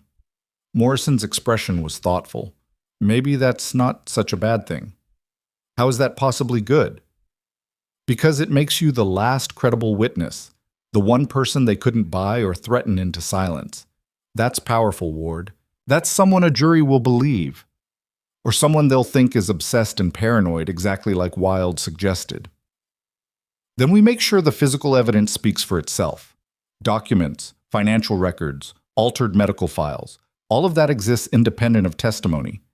Your role is to provide context, to humanize the victims, to show the jury what those dry documents actually mean in terms of human suffering. Lena wanted to believe him, but doubt gnawed at her. She thought about facing Wilde's cross-examination alone, with no professional colleagues to back her up, no one to confirm that yes, the things Lena described actually happened. I need air, she said. Morrison hesitated, then nodded. Stay in the hotel. Don't leave the building.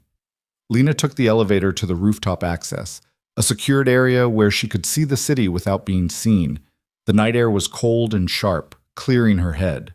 Below, traffic flowed in orderly patterns, people going about their lives, unaware of the battle being fought in courtrooms and conference rooms. Her phone buzzed. Unknown number, but she answered anyway. Miss Ward? A young woman's voice, uncertain. This is Kayla Torres, Michael's sister. The FBI gave me your number.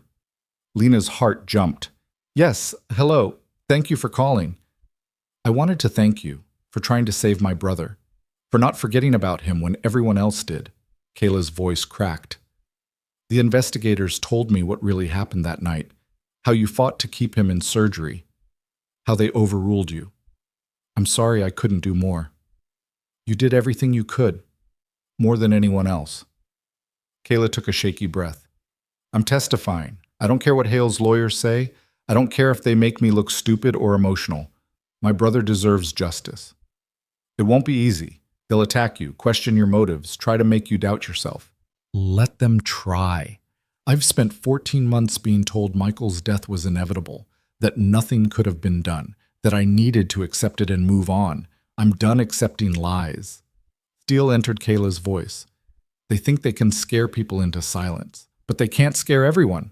Some of us are ready to fight.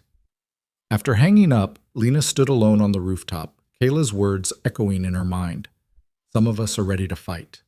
Her phone buzzed one more time. Martinez. We have a problem. Hale posted bail 20 minutes ago. New lawyer, new bail hearing, judge granted release pending trial. He's out. Lena's fingers went numb around the phone. The rooftop suddenly felt exposed, vulnerable. She turned toward the access door just as Morrison burst through it, 2 federal agents behind him. We're moving you. Now. His voice left no room for argument. He can't come after me again. The judge would revoke bail immediately. Hale won't come himself, but his network is active and motivated. Morrison gestured urgently. 15 minutes ago, someone attempted to access the hotel's security system. They were probing for your location. We caught it, but whoever's behind this is sophisticated. They hustled her down emergency stairs, avoiding elevators and main hallways. 3 SUVs waited in the loading dock, identical and unmarked. They split her escort across all 3 vehicles, a shell game to confuse potential surveillance. Lena ended up in the middle car, sandwiched between two agents who kept their hands near their weapons. "Where are we going?" she asked. "Federal safe house outside the city, completely off-grid." Morrison spoke from the front seat without turning around. "Martinez is already there with the remaining witnesses. We're consolidating everyone Hale's people might target." The drive took 40 minutes through increasingly rural roads. The safe house turned out to be a converted farmhouse surrounded by fenced property and guard posts. Inside, Lena found a tactical command center, computers, communications equipment, federal agents monitoring screens. Martinez met her at the door. "Welcome to the bunker. We've got 7 witnesses here now, including Kayla Torres and Eleanor Martinez's husband. Everyone Hale's network tried and failed to silence." Lena looked around the room. These people had all chosen to fight despite the risks, despite the pressure. Their faces showed determination mixed with fear. "How long do we stay here?" she asked. "Until trial starts." 6 weeks, give or take. Martinez led her to a small bedroom. "I know it's not ideal, but it's the safest option. Hale posted a $10 million bail bond. Someone's financing him, someone with resources." "Who?"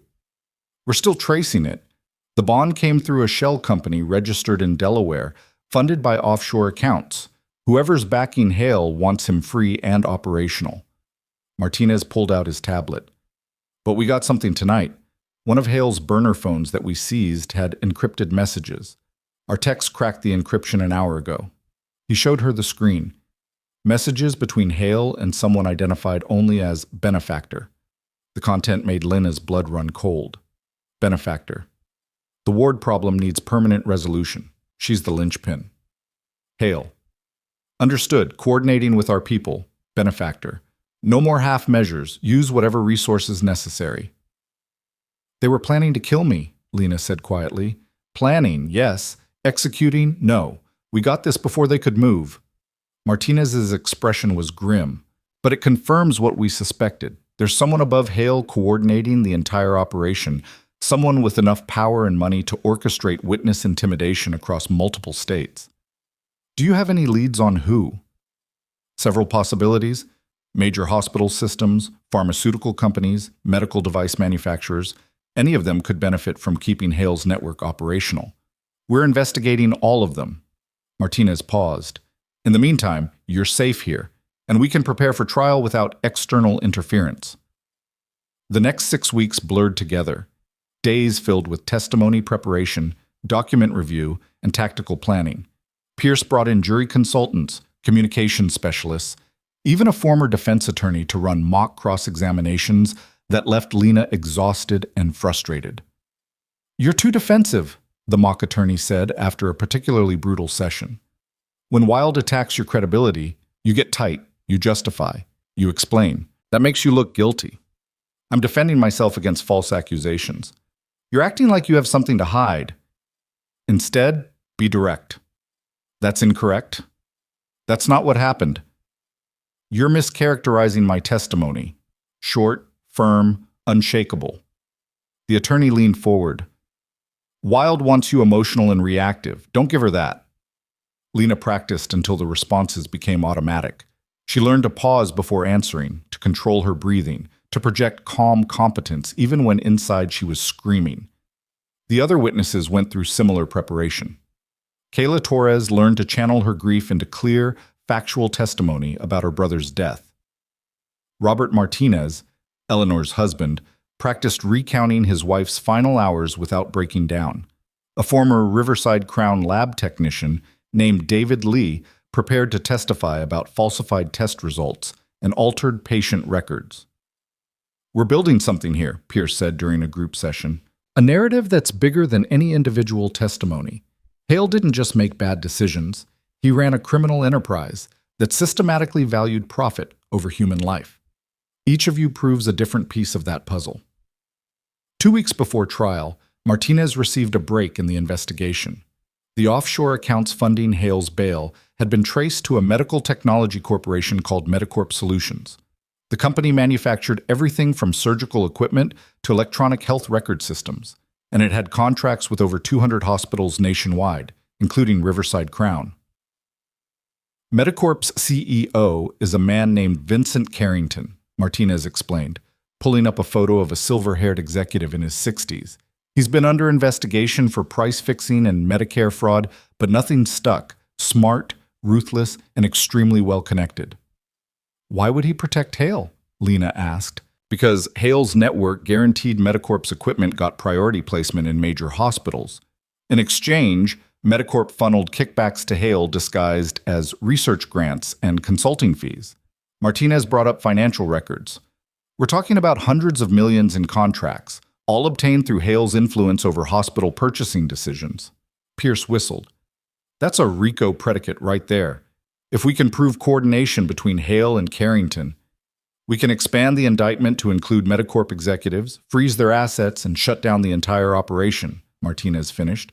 But we need evidence of direct communication. So far, everything's been through intermediaries. What about the encrypted messages? Lena asked. The ones calling for permanent resolution? Those came from a burner phone registered to a shell company that we can't definitively tie to Carrington. His lawyers will claim anyone could have sent them. Martinez closed the files. We need more.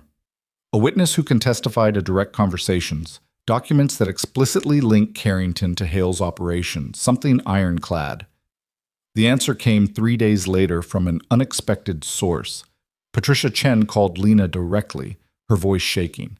I made a mistake, Patricia said without preamble. I took the pharmaceutical job, signed the NDA, thought I could move on. But I can't sleep, can't think about anything except the patients we lost. I need to talk to the investigators. The NDA is void if it covers illegal activity, which it does. My new employer made it very clear that if I testified against Hale, my position would be terminated and they'd sue me for breach of contract. That's witness intimidation. Patricia's voice strengthened. I'm willing to testify. About Hale, about the pressure to stay silent, all of it. Can you connect me with Agent Martinez? Lena did. Within hours, Patricia was at the safe house, providing detailed testimony about not just Riverside Crown's practices, but the pharmaceutical company's explicit threats. More importantly, she brought documents, emails from her new employer's legal team that referenced maintaining alignment with Medicorp partners and protecting mutual interests from regulatory interference. This links the pharmaceutical company to Medicorp, Pierce said, studying the emails. And Patricia can testify that both entities pressured her to stay silent, specifically about Hale's operations. That's conspiracy. The prosecution's case was expanding. What started as charges against one hospital director now encompassed a network of corporations, executives, and institutions. Federal investigators arrested Medicorp's VP of Hospital Relations the next day. Under questioning, facing 20 years in prison, he broke. His testimony opened floodgates. He detailed years of coordinated corruption, kickbacks, contract manipulation, patient data being sold to pharmaceutical companies, even medical research being falsified to favor Medicorp products. And he confirmed that Vincent Carrington had personally ordered the intimidation of witnesses in the Hale case. Carrington knew that if Hale fell, the entire network would unravel, the VP explained during his deposition. He authorized whatever resources necessary to keep Hale out of prison and witnesses silent, including the message about permanent resolution regarding Ms. Ward. Pierce immediately filed expanded charges. Vincent Carrington was arrested at his estate in Connecticut, denied bail based on flight risk and danger to witnesses. His arrest made national news, CEO of major medical company charged in corruption scheme. But Carrington's arrest triggered something else. Within 24 hours, 7 other executives from companies in Hale's network surrendered to federal authorities, all seeking plea deals. They brought evidence of their own, documents, recordings, testimony about the scope of corruption that extended far beyond anything investigators had imagined. We're looking at the largest medical corruption case in U.S. history, Pierce told the safe house witnesses. Possibly the largest white-collar crime prosecution period, and it all traces back to Lena Ward refusing to move a patient. The attention was overwhelming. News organizations ran daily updates. Congressional committees announced investigations. Medical licensing boards across 12 states opened inquiries into hospitals connected to the network. The story dominated headlines. Navy veteran exposes billion-dollar medical conspiracy. Lena tried to avoid the coverage, but it was impossible. Her face was everywhere. Photos from her military service, from Riverside Crown, even from high school. Reporters tracked down her family, her friends, former colleagues. Everyone wanted her story. Sarah Reeves called weekly, providing grounding perspective. This is unprecedented, Lena. You've triggered a reckoning across the entire medical industry. People are asking questions about patient prioritization, donor influence, corporate corruption, all because you stood up. I just did my job. You did more than that. You refused to accept that money matters more than lives. In a system designed to make you complicit, you said no. Sarah paused.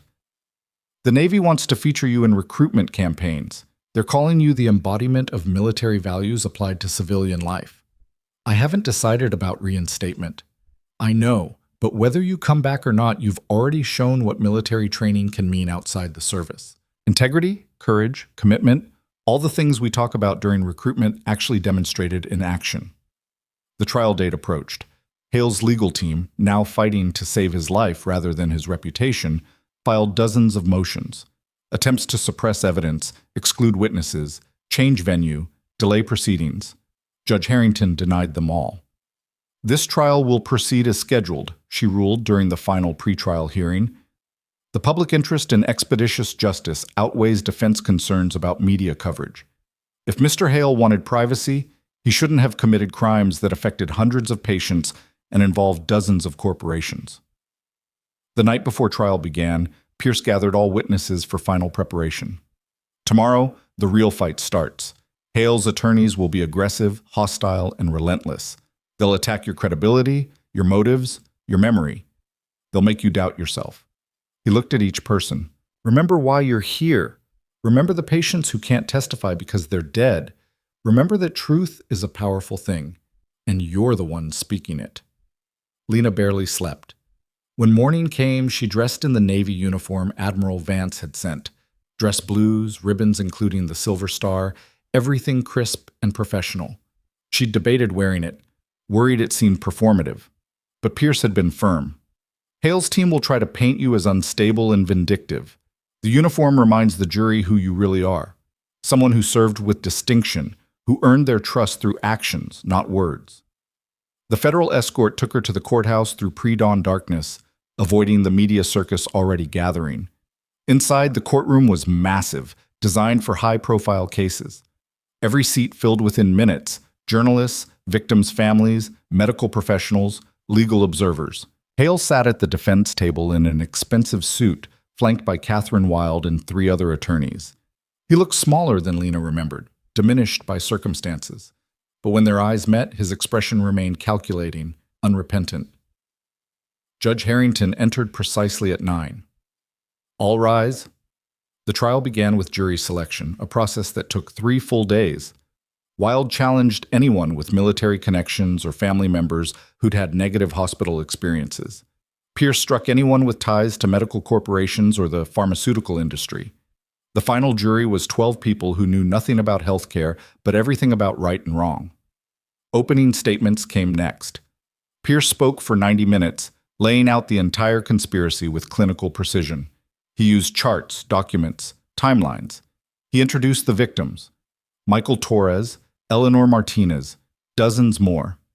He explained how Hale had corrupted an entire medical system for profit. This case is about a fundamental question, Pierce concluded. When you go to a hospital, should your treatment depend on your medical need or your bank account? The evidence will show that under Marcus Hale's leadership, money mattered more than medicine, and people died because of it. Wilde's opening was shorter, more focused.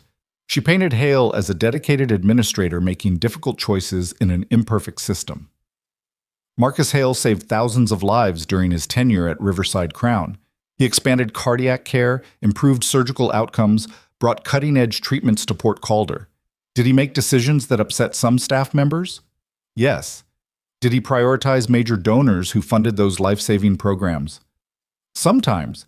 Is that criminal? Absolutely not. Wilde gestured to Lena. The prosecution's case rests on the testimony of a troubled veteran with documented mental health issues who misinterpreted standard hospital operations as conspiracy. Don't let one disgruntled employee destroy a man who dedicated his life to healthcare. The prosecution called its first witnesses: FBI agents who explained the investigation, forensic accountants who detailed the financial fraud, medical examiners who testified about suspicious patient deaths. Each built foundation for what came next. On day 4, Pierce called Lena to the stand. The walk from her seat to the witness box felt endless. Every eye tracked her movement. She raised her right hand and swore to tell the truth.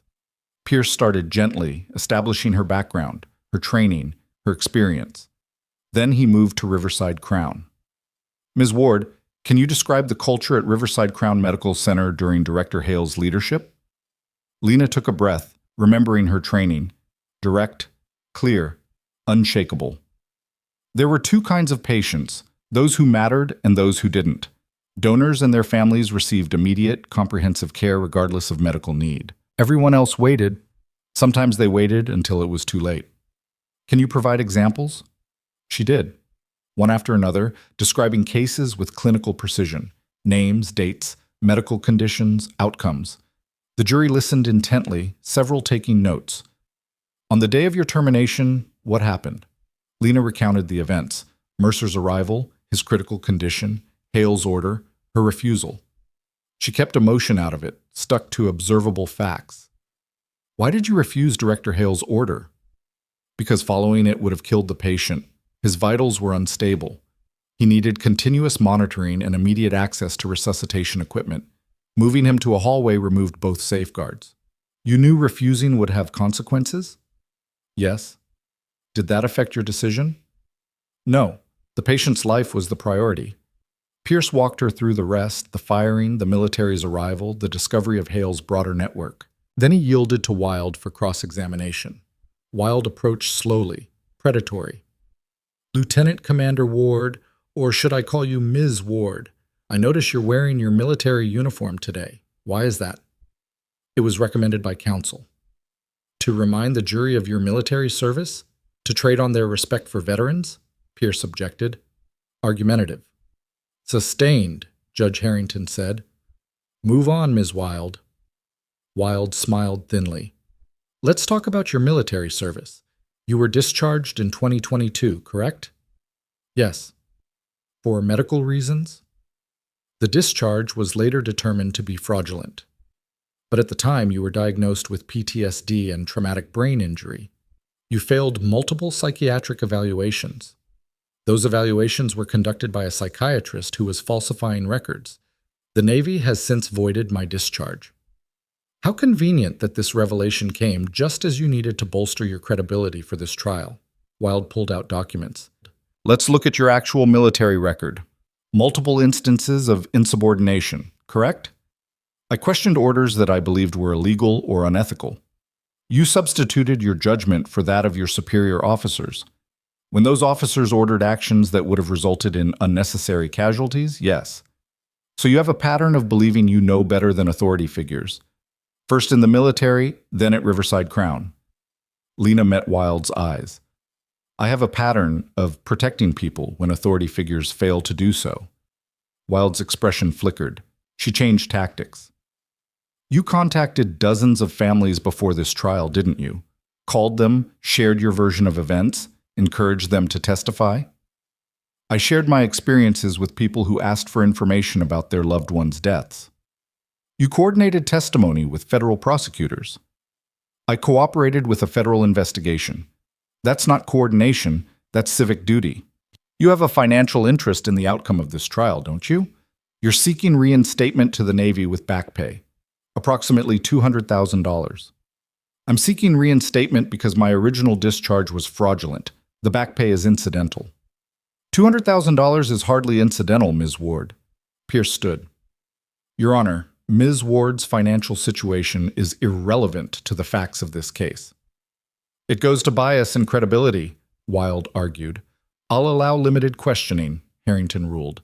But stay focused, Ms. Wild. Wild continued for another hour, probing every decision, every interpretation, every detail of Lena's testimony. But Lena had been prepared. She answered each question directly, without defensiveness, letting the facts speak. Finally, Wild asked her final question. Ms. Ward, isn't it true that you're testifying here today, not because you care about justice, but because you're angry that Director Hale fired you? Lena paused, making sure everyone was listening. I'm testifying because patients died, because a system that should protect people instead exploited them, because someone needed to tell the truth. She looked directly at Wild. My firing just proved I was right to speak up. The courtroom was silent. Wild had no follow-up. No further questions, she said, returning to her seat. Pierce had brief redirect, then Lena was excused. As she walked back to her seat, she caught Hale's expression. For the first time, he looked uncertain. The trial continued for 3 more weeks. Patricia Chen testified about the pharmaceutical company's threats. David Lee detailed falsified records. Kayla Torres broke down describing her brother's death. And the jury looked ready to convict on the spot. But the prosecution's trump card was Medicorp's VP, who spent 2 full days detailing the entire conspiracy. He had receipts, literally, documents showing payments, emails discussing witness intimidation, recordings of conversations where Carrington explicitly ordered whatever necessary to protect Hale. Did Vincent Carrington specifically approve the message about permanent resolution regarding Lena Ward? Pierce asked. Yes. He said she was the biggest threat to the operation and needed to be neutralized. What did you understand neutralized to mean? The VP looked directly at the jury. Killed. He wanted her killed. The courtroom erupted. Judge Harrington called for order, but the damage was done. The jury had heard, in explicit terms, that Hale's network had planned murder to protect their profits. Hale's defense crumbled after that. Wild tried to paint the VP as a liar seeking leniency, but the documentation was overwhelming. The trial concluded after 5 weeks of testimony. Closing arguments were anticlimactic. Pierce simply reviewed the evidence, connecting each piece to specific charges. Wild made emotional appeals about reasonable doubt and prosecution overreach, but her heart wasn't in it. The jury deliberated for 6 hours. When they returned, the forewoman looked directly at Hale as she read the verdicts. On count 1, conspiracy to commit fraud, we find the defendant guilty. On count 2, racketeering, we find the defendant guilty. On count 3, manslaughter in the death of Michael Torres, we find the defendant guilty. 63 counts. 63 guilty verdicts. Hale's face went ashen. Wild slumped in her chair. The victims' families wept. Judge Harrington scheduled sentencing for 3 weeks later but remanded Hale to custody immediately. As federal marshals led him away in handcuffs, he looked back at Lena one final time. She met his gaze without flinching. This was justice. Imperfect, hard-won, but real. Outside the courthouse, media surrounded the prosecution team. Pierce gave a brief statement praising the jury and the witnesses. Then he stepped aside. Lieutenant Commander Ward deserves the credit for this conviction. Without her courage, none of this would have been possible. Reporters surged forward, shouting questions. Lena raised a hand for silence. This case was never about me. It was about patients who deserve better care than they received, families who deserve truth instead of lies, a system that needed to change. She paused. Marcus Hale will spend the rest of his life in prison, but the work isn't done. Medical corruption exists in hospitals across this country. Until we address the fundamental problem that healthcare shouldn't be a profit-driven enterprise, cases like this will continue. She walked away without taking questions, federal agents clearing a path. Behind her, reporters scrambled to file stories about the nurse who brought down a billion-dollar conspiracy. That night, alone in a hotel room, now that the safe house had been disbanded, Lena received a call from Commander Mercer. I watched the verdict, he said. You did it, Ward. You actually did it. We did it. All of us. No, you started it. When you refused to move me, you set all of this in motion. You couldn't have known where it would lead, but you did it anyway. Mercer's voice grew serious. The Navy wants an answer about reinstatement. What are you going to tell them? Lena looked out the window at the city below. So much had changed in 2 months. She'd gone from invisible nurse to national figure, from discarded veteran to decorated witness, from silenced employee to catalyst for reform. I don't know yet, she admitted. Part of me wants to go back, prove I was never broken, but another part thinks maybe I can do more good outside the military. Whatever you decide, know that you've already proven everything that matters. You're not broken, Ward. You never were. After hanging up, Lena opened her laptop and started typing. Not a statement for the press or a formal decision about her future. Just thoughts, observations about what she'd learned over the past 2 months.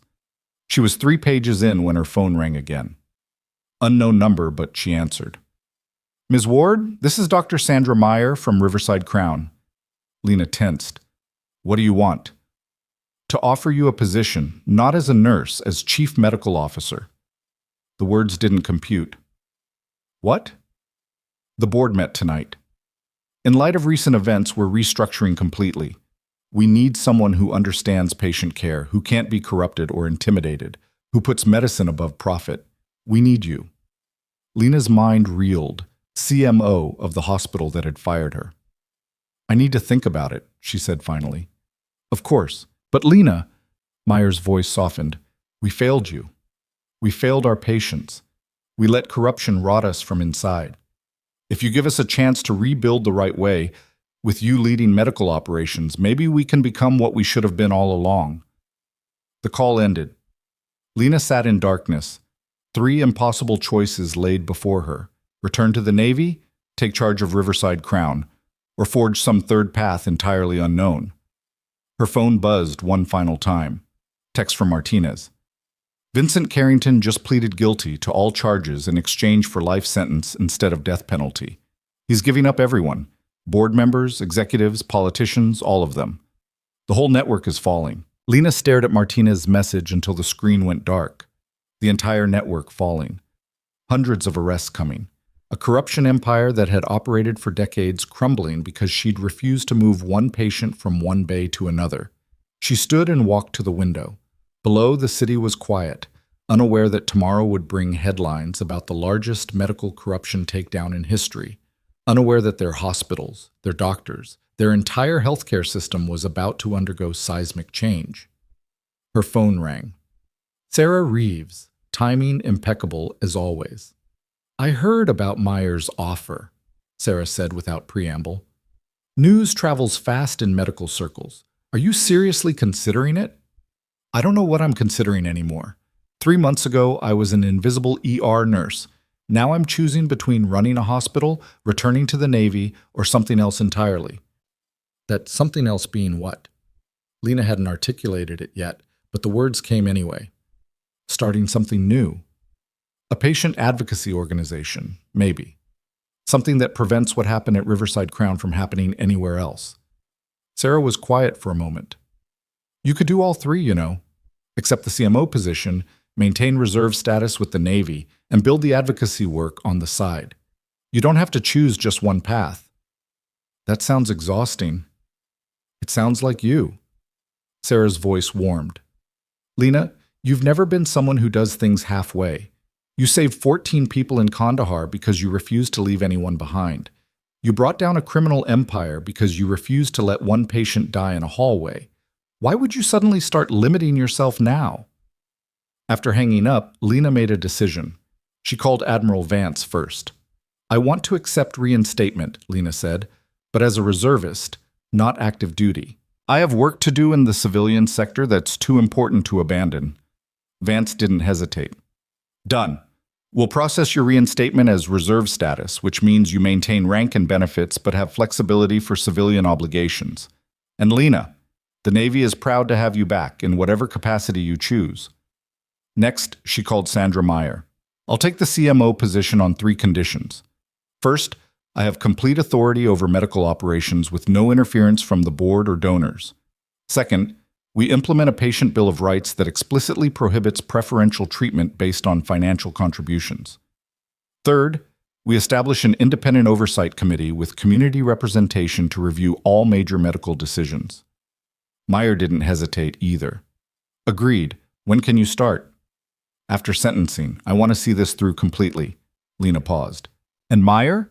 I'm also starting a nonprofit organization focused on patient advocacy and medical transparency. Riverside Crown will be my first case study. If you're not comfortable with that level of scrutiny, I'm counting on it. We need someone who won't let us backslide into old patterns. Be as scrutinizing as you want. Meyer's voice carried something Lena hadn't heard before. Hope. We failed catastrophically. The only way to rebuild trust is through complete transparency and accountability. You're the only person who can lead that. The final call was to Pierce. I need your help setting up a nonprofit, patient advocacy, medical transparency, systemic reform. I want to use everything we learned from this case to prevent it from happening elsewhere. Pierce laughed. I was wondering when you'd think of that. I've already got a team of lawyers ready to help pro bono. Send me your vision and we'll have incorporation papers filed by next week. 3 conversations. 3 commitments. Lena felt something shift inside her, not the weight of obligation, but the clarity of purpose. She wasn't choosing between paths. She was building something entirely new. The sentencing hearing came 3 weeks later. Judge Harrington's courtroom was packed beyond capacity, with overflow crowds watching from adjacent rooms via video feed. Hale sat at the defense table in prison orange, diminished and defeated. Wilde had withdrawn from the case, replaced by a public defender who looked overwhelmed. Harrington addressed Hale directly. Mr. Hale, you've been convicted of 63 felonies related to the systematic corruption of medical care. Before I impose sentence, the court will hear victim impact statements. We have 47 people registered to speak. This may take several days. It took 3. One after another, families stood and described their losses. Kayla Torres spoke about Michael, her voice breaking but determined. Robert Martinez detailed Eleanor's final hours. A mother described her diabetic daughter's preventable death. A father talked about his son's cancer treatment being delayed while a donor's family member received cosmetic surgery. Each statement was a knife, precise and devastating. Hale never looked up, never met anyone's eyes. By the 3rd day, he looked hollow, aged decades beyond his years. On the final day, Harrington called Lena to speak. She walked to the podium, acutely aware of every eye on her. She'd prepared remarks but abandoned them. I didn't know most of the victims whose families have spoken. I didn't treat them, didn't witness their deaths directly. But I saw the system that killed them. I saw how it worked, how money determined care, how donors got priority, how human beings became transactions. Lena looked at Hale. You built that system. You profited from it. You silenced anyone who questioned it. And when confronted, you tried to have me killed rather than admit what you'd done. Hale flinched. But here's what you didn't understand. Lena turned to the gallery. Every person in this room, every family who lost someone, every medical professional who was threatened into silence, we're all here because you underestimated what happens when people refuse to stay quiet. You built an empire on the assumption that power protects power. You were wrong. She returned to her seat in silence. Harrington took a moment before speaking. Mr. Hale, I've presided over this court for 19 years. I've sentenced murderers, terrorists, and career criminals, but I've never seen corruption as systematic, as callous, or as deadly as what you orchestrated. You took an oath to do no harm. Instead, you turned healthcare into a profit center where human life had a price tag. Harrington's voice hardened. The court sentences you to 35 years in federal prison on each count of manslaughter, to run consecutively. Additional sentences on fraud and racketeering charges will run concurrently. Effectively, you will spend the rest of your natural life in prison. You will never practice medicine again. You will never hold a position of authority over vulnerable people again, and you will have decades to contemplate the lives you destroyed in pursuit of profit. The gavel fell. Marshals led Hale away. He didn't look back. Outside, media swarmed. Pierce gave another statement, but this time Lena stepped forward to speak. This verdict represents justice for the victims and their families. But it's only the beginning. Medical corruption exists throughout our healthcare system. Today I'm announcing the formation of the Patient First Foundation, a nonprofit dedicated to transparency, advocacy, and reform. We'll work with hospitals, regulators, and communities to ensure that what happened at Riverside Crown never happens anywhere else. A reporter shouted a question. Will you return to nursing? I'm returning to healthcare. I've accepted the position of Chief Medical Officer at Riverside Crown Medical Center, where I'll oversee complete restructuring of medical operations. I'll also maintain reserve status with the Navy, continuing my service in a different capacity. Lena smiled slightly. I'm done choosing between paths. I'm building something new. What message do you have for other healthcare workers who witness corruption? Lena looked directly into the cameras. Speak up. Document everything. Find allies. The system relies on silence and fear. When you refuse to be silent, when you refuse to be afraid, the system loses its power. It won't be easy. You'll face retaliation, threats, career damage. But truth is stronger than corruption, and justice is worth fighting for. She walked away to applause from the gathered crowd. Behind her, prosecutors began announcing the wave of additional arrests resulting from Carrington's cooperation. By evening, federal agents had taken 63 people into custody across 9 states. Hospital administrators, corporate executives, board members, even 2 state legislators who'd received kickbacks. The medical industry was in chaos. Hospital systems issued statements promising reform. Medical schools announced ethics curriculum overhauls. Congress scheduled hearings. The entire healthcare establishment scrambled to prove they weren't like Hale, weren't corrupt, could be trusted. But Lena knew the real work was just beginning. Public outrage would fade. Media attention would move on. The systems that enabled corruption would try to reassert themselves. Unless someone maintained pressure, demanded accountability, refused to let them forget. 2 months later, she walked into Riverside Crown Medical Center as chief medical officer. The staff gathered in the main atrium for her first address. Many were the same nurses and doctors who'd watched her get fired. Some looked ashamed. Others looked hopeful. All looked uncertain about what came next. "I'm not here for revenge," Lena began. "I'm not here to punish people who stayed silent when I was fired. I understand why you did. Fear, family obligations, career preservation. Those pressures were real, and they were designed to keep you compliant." She paused, letting that sink in. "But that system is over. From today forward, Riverside Crown operates under new principles. Medical need determines care, not financial status. Every patient receives the same standard of excellence regardless of who they are or what they can pay. Any donor who tries to influence medical decisions will be shown the door. Any administrator who prioritizes profit over patients will be terminated immediately." Lena's voice strengthened.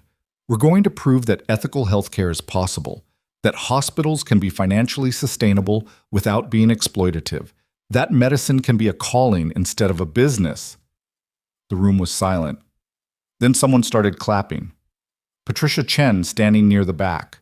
Others joined. Soon the entire atrium was applauding. After the address, Patricia approached. "I'm sorry for taking the pharmaceutical job, for recanting, for not standing with you sooner." "You came back when it mattered," Lena said. "That's what counts. I want to be part of what you're building here, whatever you need. I need someone to run the new patient advocacy department, someone who understands the pressure to stay silent and chose to speak anyway. Interested?" Patricia's eyes widened. "Absolutely." The Patient First Foundation launched simultaneously. Lena recruited Sarah Reeves to serve as executive director, bringing her military logistics expertise to bear on organizational structure. They set up offices in Port Calder and began accepting cases, patients who'd been mistreated, families seeking answers, whistleblowers needing support. The Foundation's first major action was publishing a comprehensive report on medical corruption, using the Riverside Crown case as a template for identifying systemic abuse. The report went viral, downloaded over 1 million times in the first week. Hospitals across the country were forced to respond, to examine their own practices, to implement reforms or face public scrutiny. Admiral Vance called to congratulate her. "The report is required reading for all Navy medical personnel now. You're changing military health care, too." "That wasn't the goal, but I'll take it." "Lena, have you considered that your discharge might have been the best thing that ever happened to you? If you'd stayed in the Navy, you'd be a commander running a hospital somewhere, doing good work, but within strict parameters. Instead, you're revolutionizing healthcare from outside the system where you have freedom to push boundaries." Lena thought about that. "Are you saying you're glad Morse forced me out?" "I'm saying sometimes the worst moments redirect us toward our actual purpose. You were meant for this work. Maybe not the way it happened, but the end result is undeniable." 6 months after sentencing, Lena received a letter from Commander Mercer, now fully recovered and back on active duty. "Ward, I'm writing to officially thank you for saving my life. Twice. Once in Kandahar, once in Port Calder. But I'm also writing to thank you for something bigger. You reminded me why I serve. Not to follow orders blindly, but to protect people who can't protect themselves. Your example has changed how I lead my team. We question more, we think critically, we prioritize mission success over blind obedience. That's because of you. The letter continued with details about his unit's recent deployment, but Lena kept returning to that paragraph.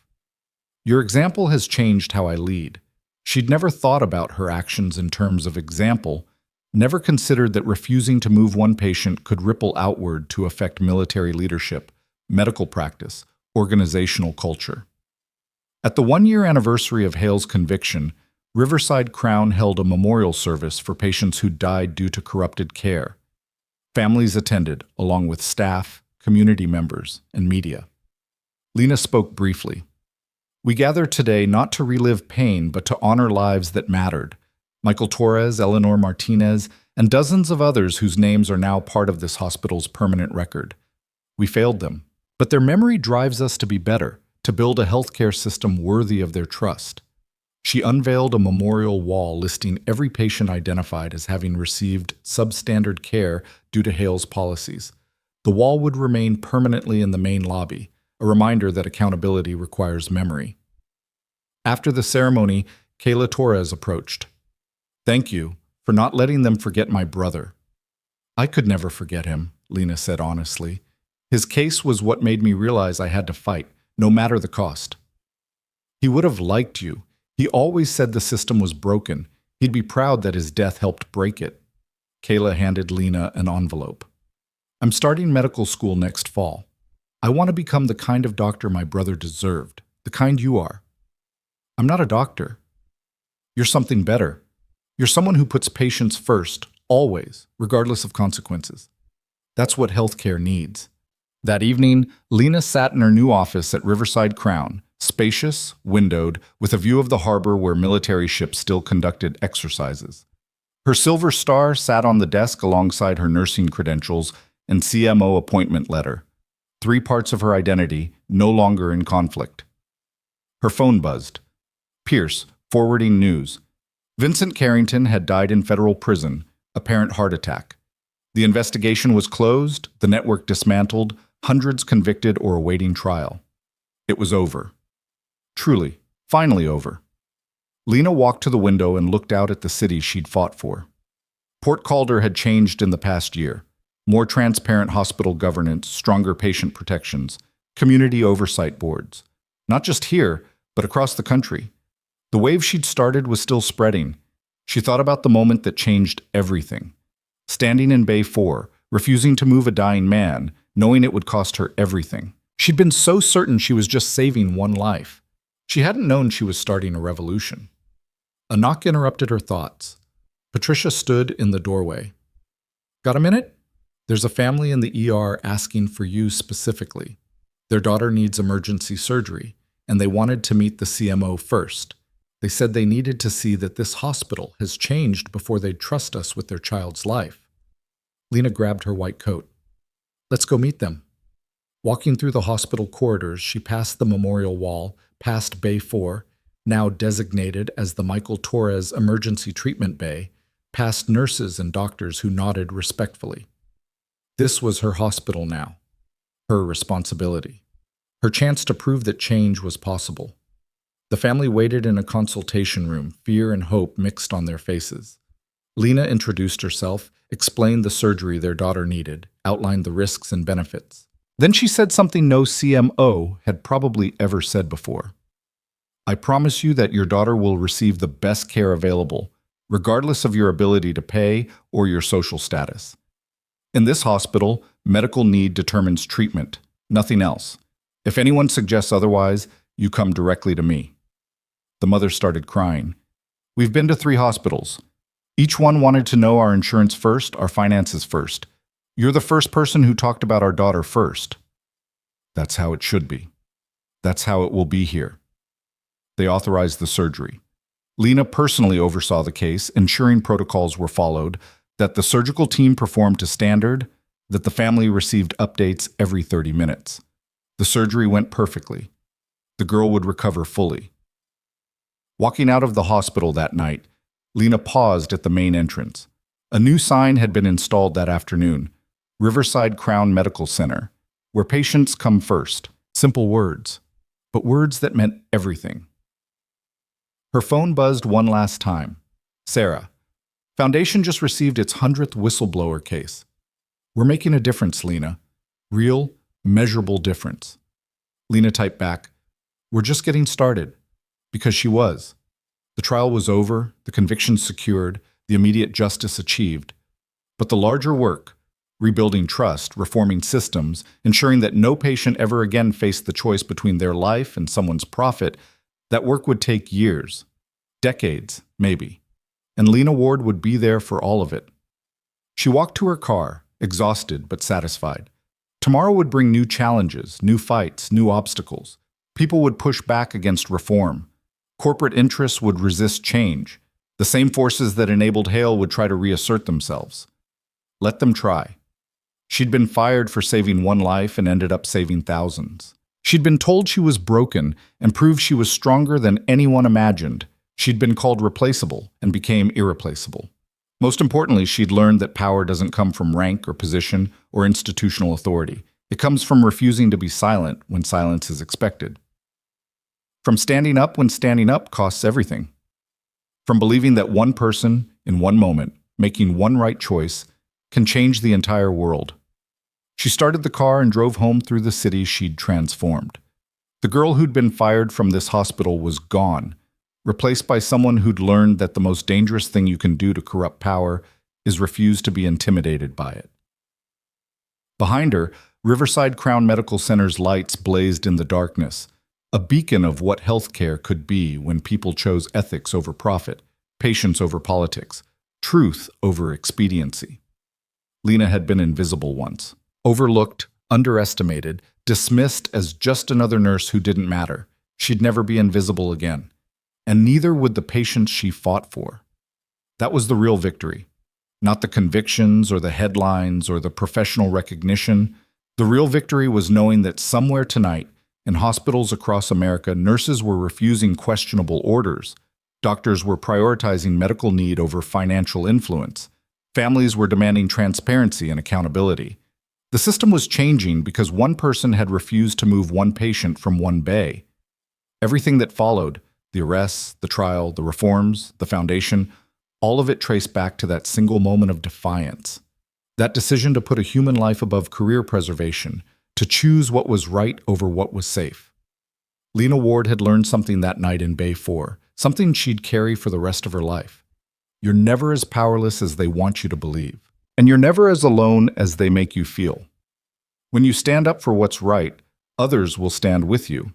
Maybe not immediately, maybe not publicly, but they will stand, and together you can move mountains. She pulled into her apartment complex and sat for a moment, looking at the lights of Port Calder spread before her, a city that had changed because she'd refused to accept that change was impossible, a healthcare system that was transforming because she'd proven transformation was necessary.